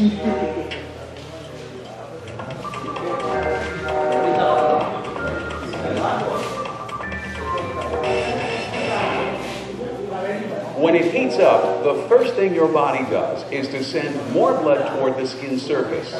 This helps the blood to release heat and cool you off. Think of it this way. For cooling purposes, your blood works just like the radiator fluid in your car. It comes out of the engine hot, gets cooled, and then recirculates to cool the engine down some more. If the increased blood flow doesn't cool you down, then your sweat glands go to work, releasing heat in the form of warm water. As the sweat evaporates from your skin, that removes heat as well, lowering your body temperature and making you more comfortable. The problem is that maintaining your temperature by sweating depletes the body's valuable supply of fluids and minerals. This can be dangerous. Your body will begin to malfunction if it can't replace these materials. So it's important to maintain proper fluid levels throughout the day, because when you sweat a lot, your body can lose up to 1 quart of water an hour. In high heat areas, your natural thirst alone won't be enough to protect you from dehydration. So maintaining the proper fluid levels requires a conscious effort. In fact, when you are sweating, you should replace the fluid you lose with 5 to 7 ounces of liquid every 15 or 20 minutes. But just replacing fluids isn't enough. It's also important to replace the minerals you lose when you sweat. This is where electrolyte drinks come in. They're scientifically designed to replace both the fluids and vital minerals that your body needs to keep going. They also give your muscles an energy boost, since they contain easily digestible sugars. But you should avoid alcoholic beverages during the workday and after heavy exertion. While it is a fluid, alcohol accelerates water loss, which just compounds the problem. Some medicines can also accelerate fluid loss or can have other adverse effects when you're heated up. If you're taking any medication, it's a good idea to ask your doctor whether working in high heat areas could be detrimental. It's also important to eat intelligently when you're in a high heat environment. Hot, heavy meals add heat to your body and divert blood to your digestive system that would otherwise be helping you to cool off. So you should make sure to eat light, cool meals when you're working up a sweat.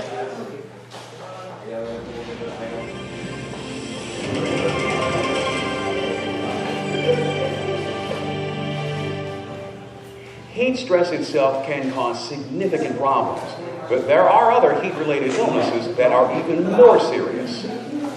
Heat cramps can be extremely painful and can prevent you from making even basic movements.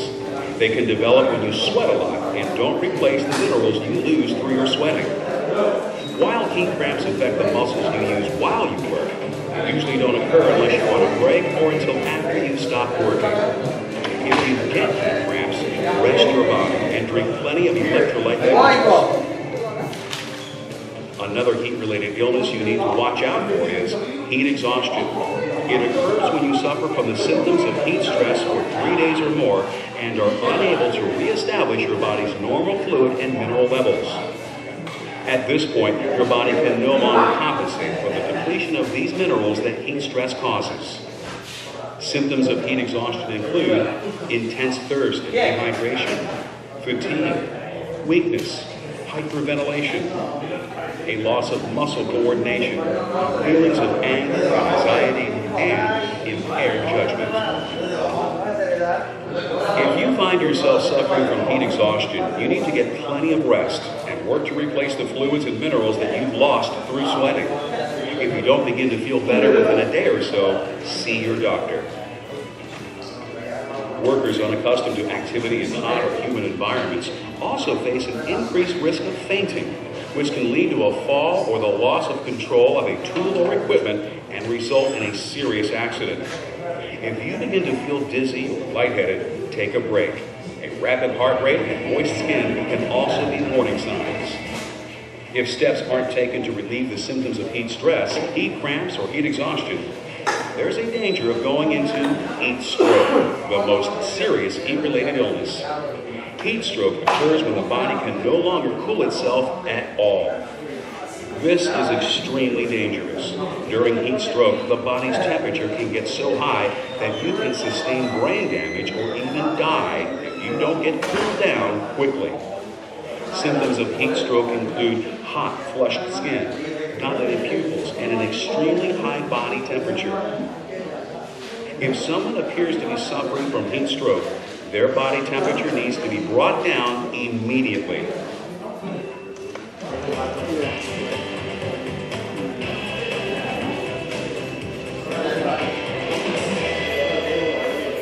While you often can't control how hot your work environment is, there are things that you can do to prepare for it. First, it's important to keep yourself in good shape. As with any activity, when you're working in the heat, your body and its muscles perform better when they're in good condition. Also, if you're overweight, it forces your body's cooling system to work harder just to cool you off. People in good shape can acclimatize to high heat areas more quickly as well because their cardiovascular systems respond better to exertion. Choosing the right clothes can also help you keep cool and allow you to work more comfortably and more productively in hot environments.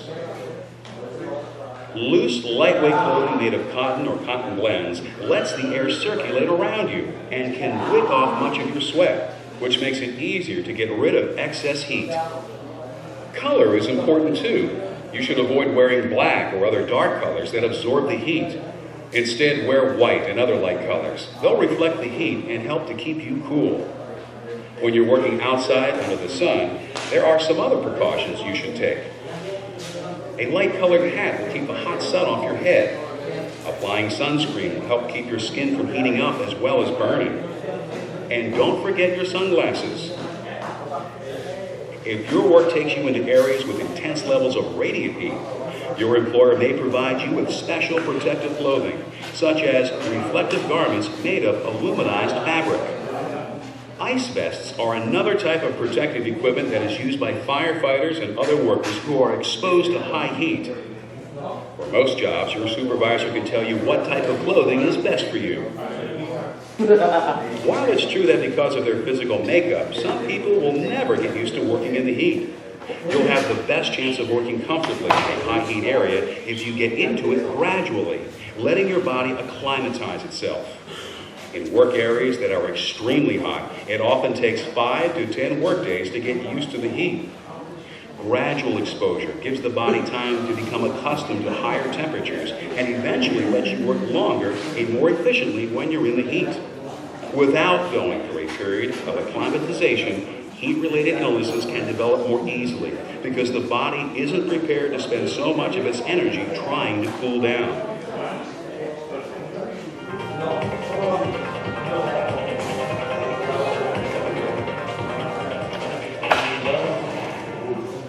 There are times when you have the opportunity to use equipment or machinery to help cool you or your work environment down. These engineering controls can go a long way toward reducing the effect of the heat on your body. Fans are one of the most basic engineering controls. Increased air movement will help evaporate your perspiration and keep you cool. But remember, the direction the air is moving plays an important role in keeping the temperature down. If you're working near a piece of equipment that produces heat, you'll probably want to blow the hot air away from your body. If there's a source of cooler air nearby, you can blow it toward you as well. And depending on the time of year, you may want to bring cool air from outside into where you are working or blow hot air out. Other engineering controls that are sometimes used indoors include cooling systems that are designed to be attached to the machinery you're using and reflective barriers to cut down on exposure to high levels of radiant heat.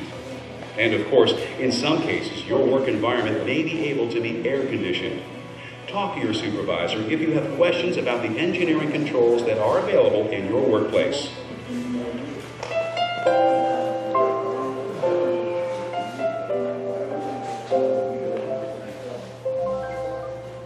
If you or a coworker does get overheated, you need to know what you can do to deal with the situation. For the most part, it's fairly easy to treat problems like heat stress, heat cramps, and heat exhaustion. You can recover from these conditions with some rest and by replacing the fluid and minerals you've lost through sweating. But as we've discussed, if you don't take steps to relieve conditions like heat cramps and exhaustion, you can run the risk of going into heat stroke. Symptoms of heat stroke include hot, flushed skin, dilated pupils, and an extremely high body temperature.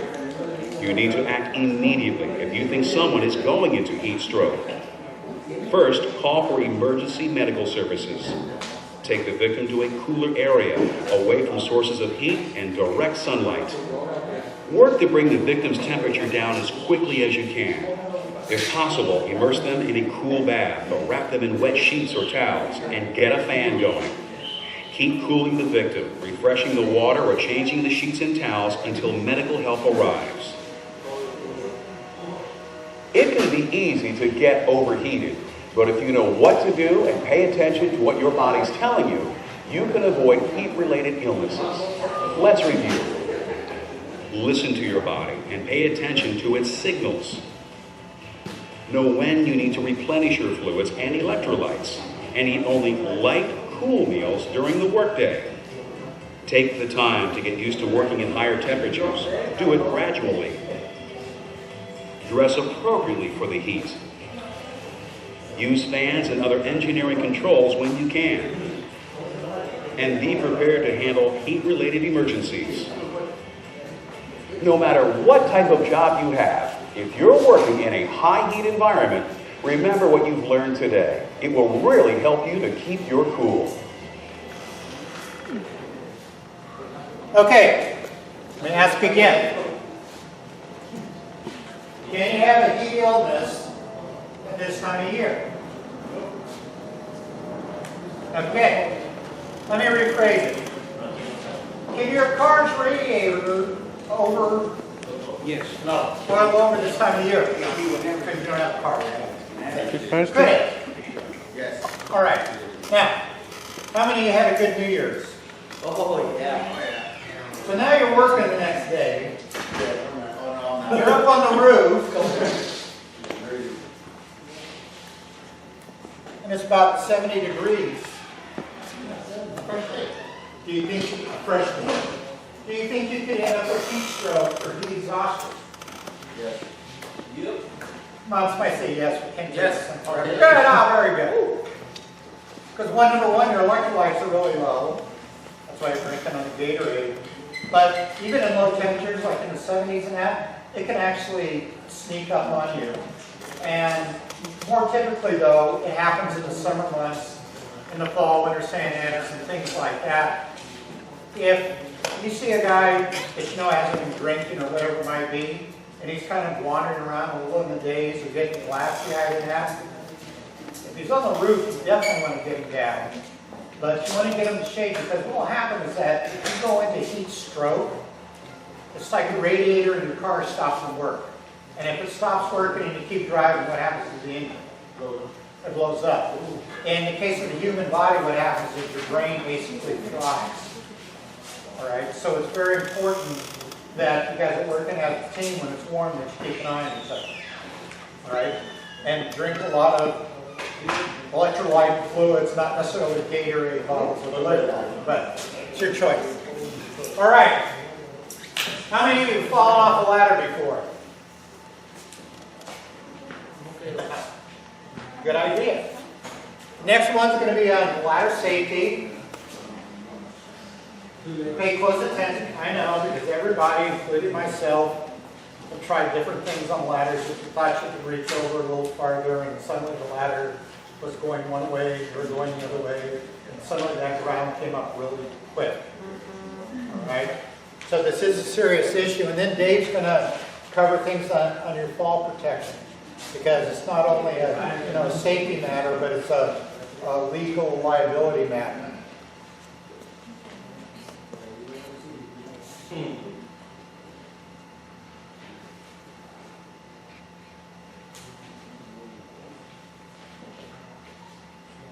Hello, I'm Don Dawson. Here's your guest Today's speaker. program will show us how to get to new heights safely.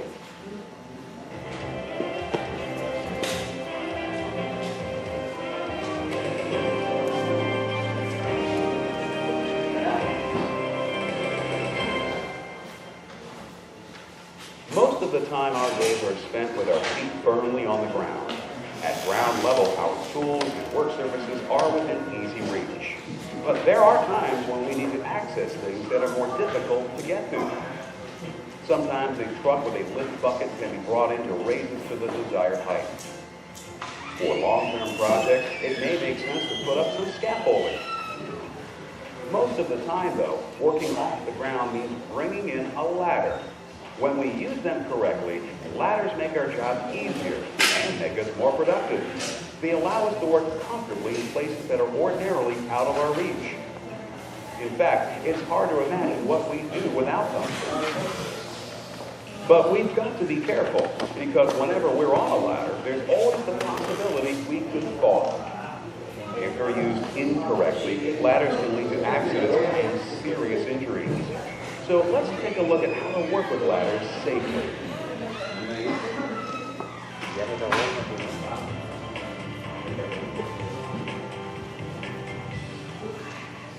There are many different types of ladders. Each one is designed for a specific purpose. They can all get you safely to the right height, providing you select the correct ladder for the job you're doing. Straight ladders are often used to reach a roof or platform. They should be tall enough so that the top 3 rungs of the ladder extend beyond the roof edge or support point. This will keep the ladder stable while you're on it. Sometimes an extension ladder may be what you need to get where you want to go. To give you the proper support, there should be at least a 3-rung overlap between the 2 sections. To determine how tall a ladder you need, follow the 4-to-1 ratio. Say you're putting a ladder against the wall. The ladder should be about 1 foot away from the wall for every 4 feet of working ladder height. If the ladder you've chosen can't maintain this ratio and reach your desired destination, you need a longer ladder. You should also think about how much weight the ladder will have to hold. Different ladders are built with different weight capacities. Read the manufacturer's instructions to make sure the type of ladder you're using will support the weight you'll be putting on it. Remember, to get a safe match, you need to add the weight of the tools and materials that you'll be carrying to what the scale says you weigh.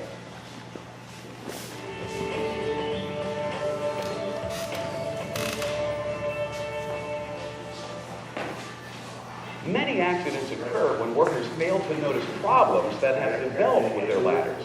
Becoming familiar with the parts of the ladders that you use will help you to make sure they're in good condition.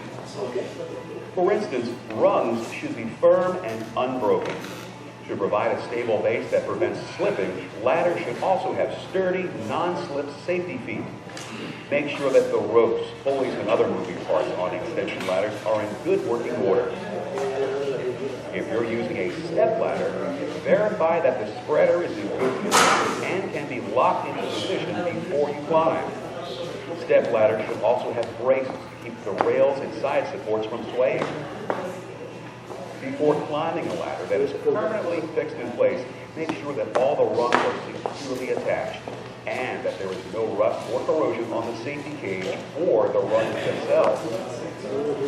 As you inspect your ladder, fix or replace any damaged parts. If you can't repair what's broken, talk to your supervisor and get a new ladder.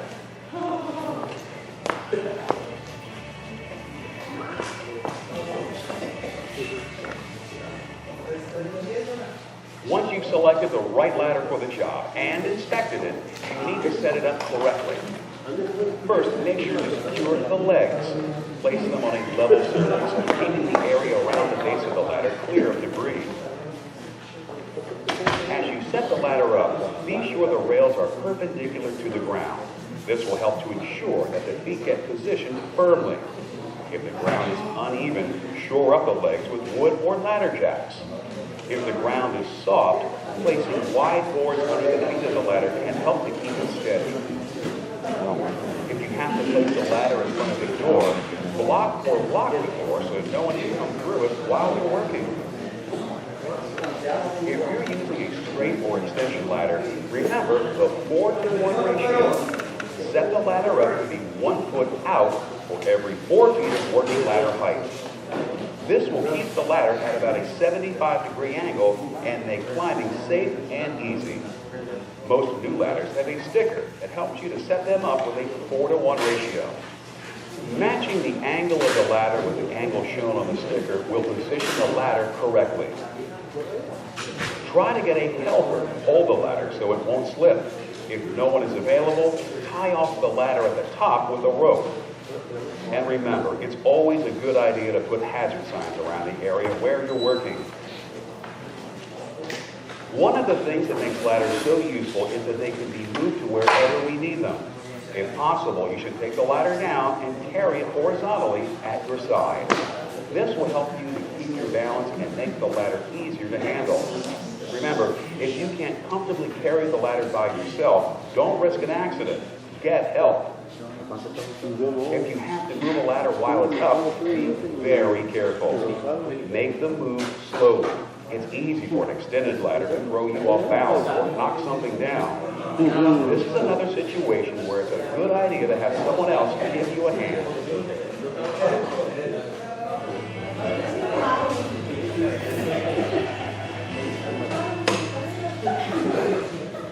There are some situations when you shouldn't climb a ladder at all. Don't climb a metal ladder if you're working your power lines, electrical wiring, or machinery. If a metal ladder comes in contact with an uninsulated power source, it will conduct the electricity straight to you.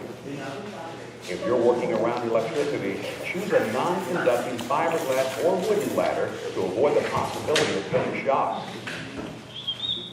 Never climb ladders in poor weather conditions. Rain and wind can make climbing dangerous. And don't climb ladders when you're sick or taking medication that makes you drowsy. It's too easy to lose your balance if you're not feeling well. Some people have a fear of being in high places. Don't force or fashion into climbing the ladder. It could put them and you at risk. Once you determine that your ladder is in good condition and that the area you're working in is safe, read the manufacturer's instructions to determine if there are any special precautions you should take. Then it's time to climb. First, get a good grip on the ladder. Make sure that your shoes, hands, and the rungs of the ladder are dry and free of oil or other slippery substances. When possible, use the buddy system. This is where a co-worker holds the bottom of the ladder so it won't slip. They'll also make sure that no one bumps into the ladder while you're working. If you're alone on the job, tie the ladder off and set up fences to keep people away from it. When you're climbing, follow the 3-point rule. Keep 2 hands and a foot, or 1 hand and 2 feet in contact with the ladder at all times. Always face the front of the ladder and never rush. Keep your hands on the side rails and don't try to slide down or jump off when you're finished.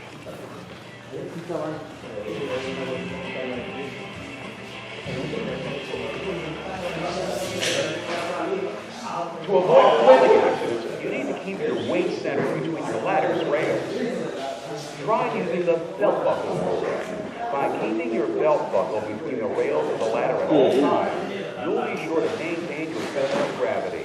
You shouldn't lean out to the side or back when you're on a ladder either. Stay close to your weight is in line with the rails. Standing too close to the top of the ladder is something else you should avoid. It can cause you to lose your balance and hit the ground hard. In general, it's a good idea not to stand on the top 4 rungs of a ladder or the top 2 steps of a step ladder. If you can't follow these guidelines with the ladder you have, get a bigger one. Don't play games with your safety. Never have more than one person on a ladder at a time. Another person's movements can upset your balance, and the extra weight and stress can weaken the ladder over time. Step ladders are no exception. Never let someone stand on the back of the ladder to help the person on the front, unless they're using a specially built 2-person ladder. Hoisting tools or materials up with you while you're climbing can be very dangerous. Instead, wear a tool belt and pull up any other materials that you need after you've reached the top. Fasten containers or tool holders to your ladder to hold things that you have to have quick access to. They may not hurt you, but falling objects are dangerous to anyone below. Watch out for people beneath you, and be careful when you're handling your tools and materials. Never leave a raised ladder unattended. Once you're finished with it, store your ladder in a safe, dry place.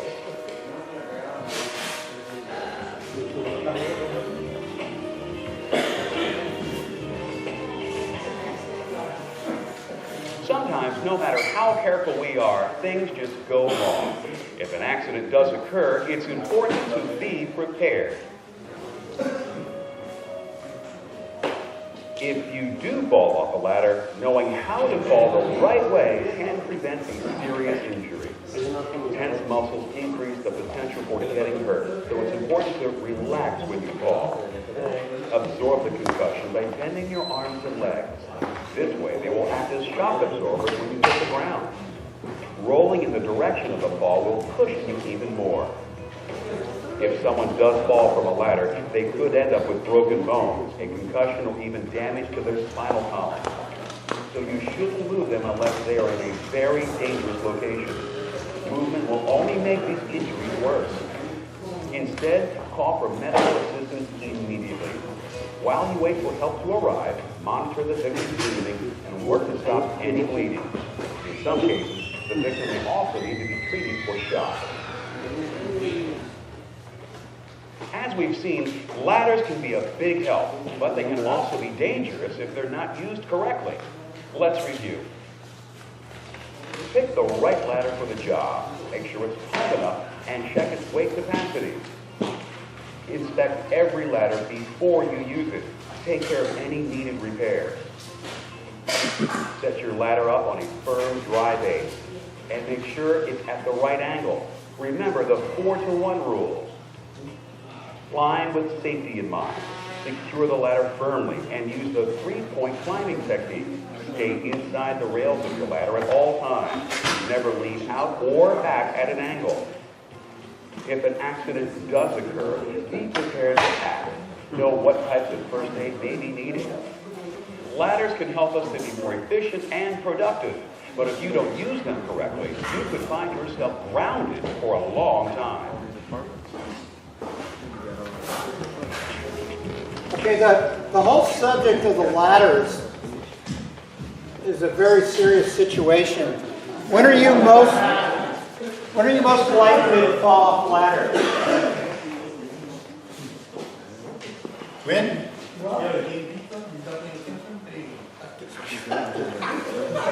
When are you most likely? When are you guys most likely to fall off the ladder? Well, that's true. But in what phase of the work?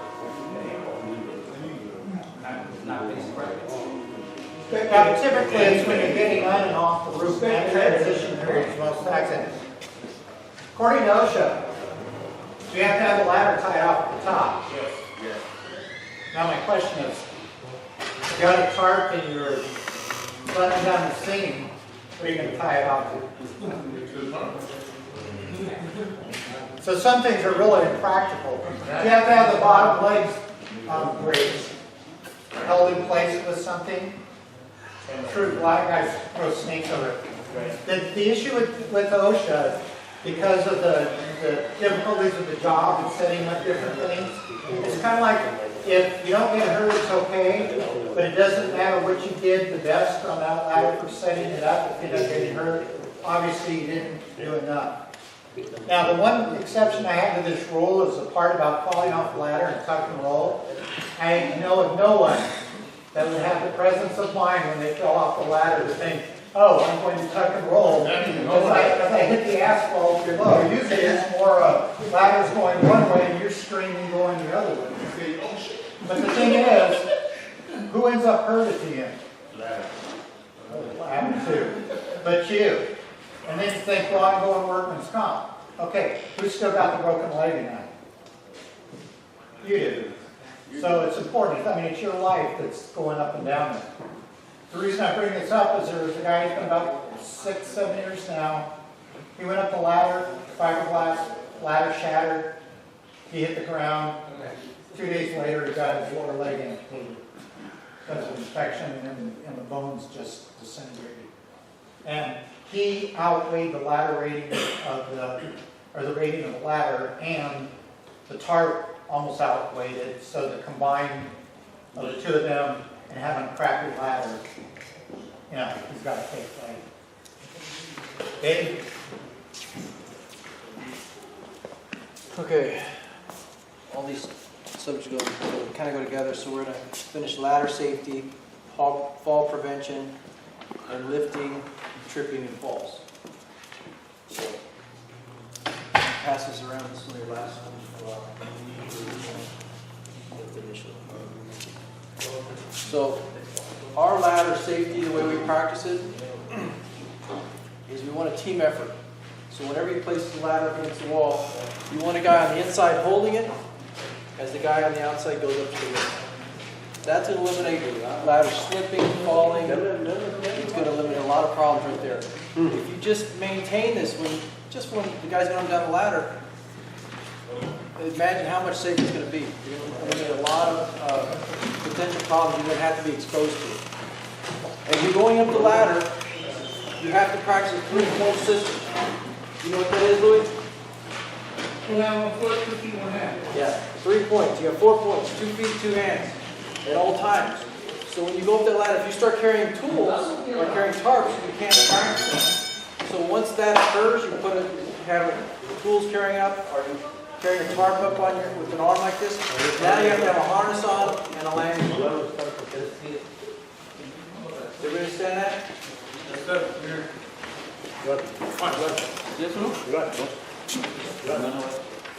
Also, when you're doing ladder safety, you use a ladder to do your clips. When you're clipping a seam together, you have to keep your belt buckle within the rails.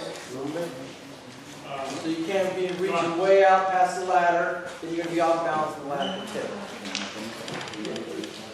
There are 3 ways to get the tarps to the roof. We use forklifts. You can use a 3-point system. Put the tarp on the back of your shoulders, going up like that. And the last way we have our pulley system, which we use once in a while. But basically it's going to be the ladder on, tarp on your shoulders. You practice three-point, or you have to have a harness and a lanyard to get it up. We had one guy get hurt pretty bad because he didn't have somebody hold the ladder, and two, they didn't make sure the ladder was set. You see how they get the extension and make sure it's set. So make sure your ladder's in good shape, it's locked into place before you just rush up onto the roof. Any questions? We're going to cover lifting and tripping, and also it's still part of when you go to the roof. Is before you just run out and do your job, look the place over. The ground guy, look and see if there's steps you're going over, see if there's uneven ground. Make sure you're walking. You got planners, so when you're walking with the tarp or walking, that you know what's in your area. Is there something that should be moved, toys left over, tools left out? Make sure your area is safe to walk around and to place your equipment on.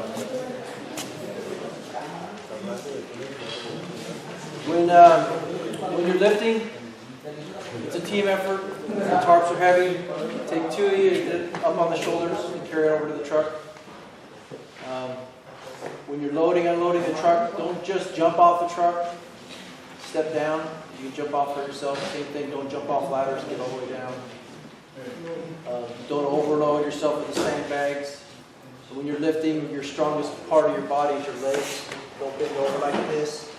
Squat down and use your legs to pick up your whatever you're lifting. Otherwise, it's going to save a lot of wear and tear on your back. On the roofs, you guys need to wear your harnesses. You need to anchor off.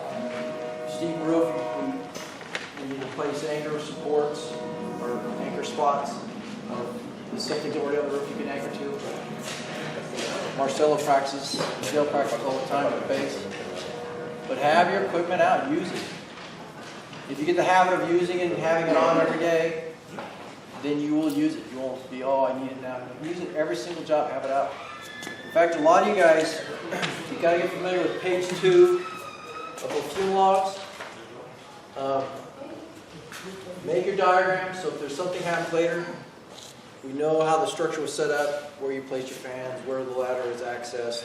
There's a whole section on personal fall protection. Where did you anchor the roof? Did you use a lift? Was there guardrails? Probably not. Safety net, probably not. Who was in charge?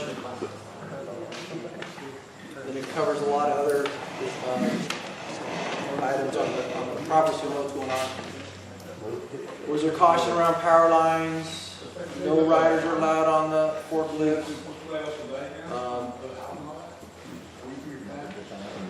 Lifting items, monitor your center of gravity. Were you wearing your personal protective equipment? Shoes, gloves, glasses, hard hats.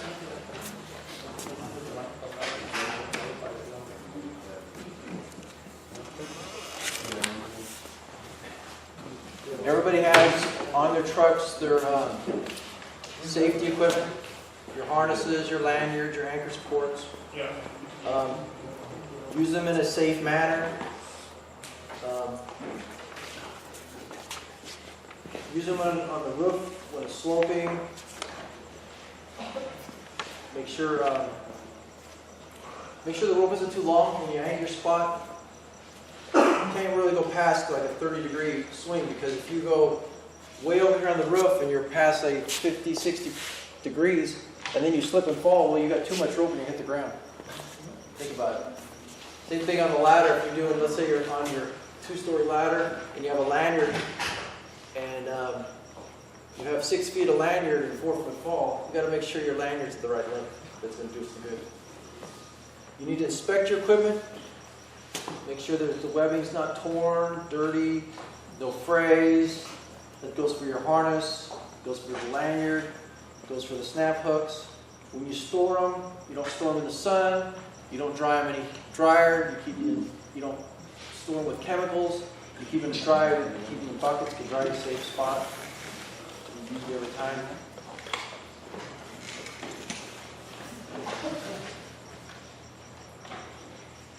When you do a tie-off, inspect the integrity of the tie-off. Make sure it's solid. Make sure it's not going to collapse. Something's going to break. Can't hold your weight.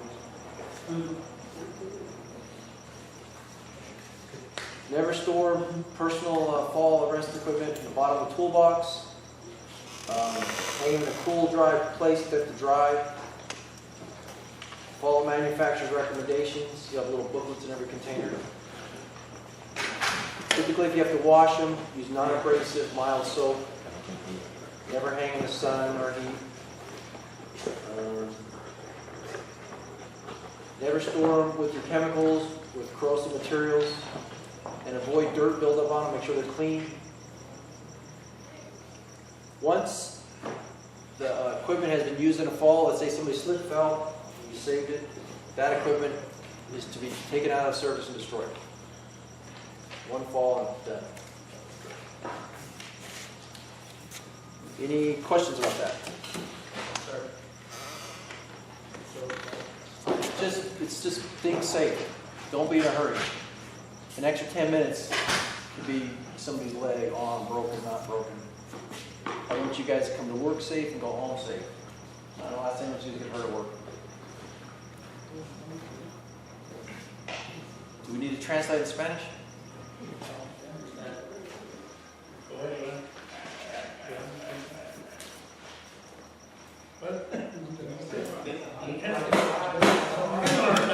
Translate everything from the beginning then.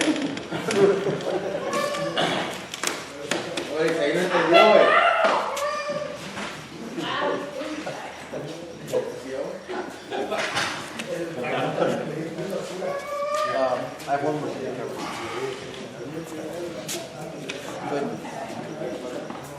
Cut it.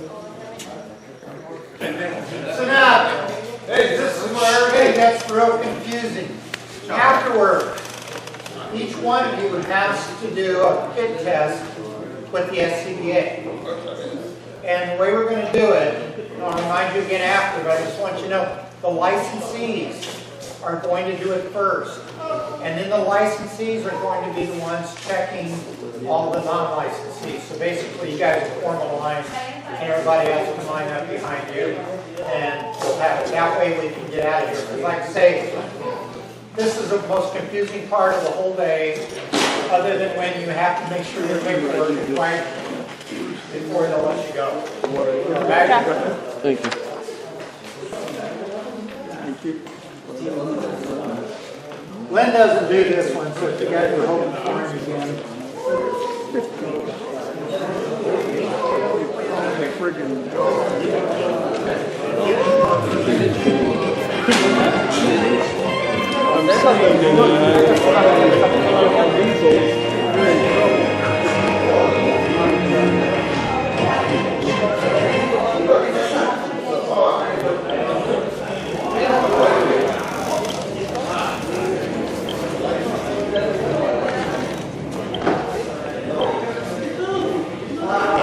In today's world, we encounter more airborne contaminants than ever. That's why in the United States alone, more than 5 million workers wear respirators on the job. Still, over 66,000 U.S. workers suffer severe exposure to airborne contaminants each year, which can lead to blindness, lung damage, cancer, asbestosis, and other serious illnesses. Because of the severity of these problems, the Occupational Safety and Health Administration has created a regulation to protect oral respiratory hazards. Regulations can be found in 29 CFR 1910.134. One of the things the regulation stresses is learning about respiratory hazards. They fall into 3 major groupings: dust, mist, and fumes, gases and vapors, and oxygen deficiency and temperature extremes. Dust, mist, and fumes are tiny particles that were once parts of a larger mass. They are separated from their process. You guys, listen up. ¿Ya le di una vez? Sí, ¿no? Sí. Ahora vamos a ver cuando está pasando.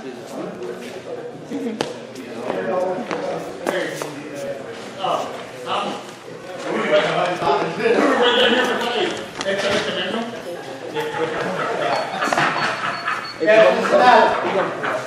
Are you paying attention? Yes, sir. I'll let you do that.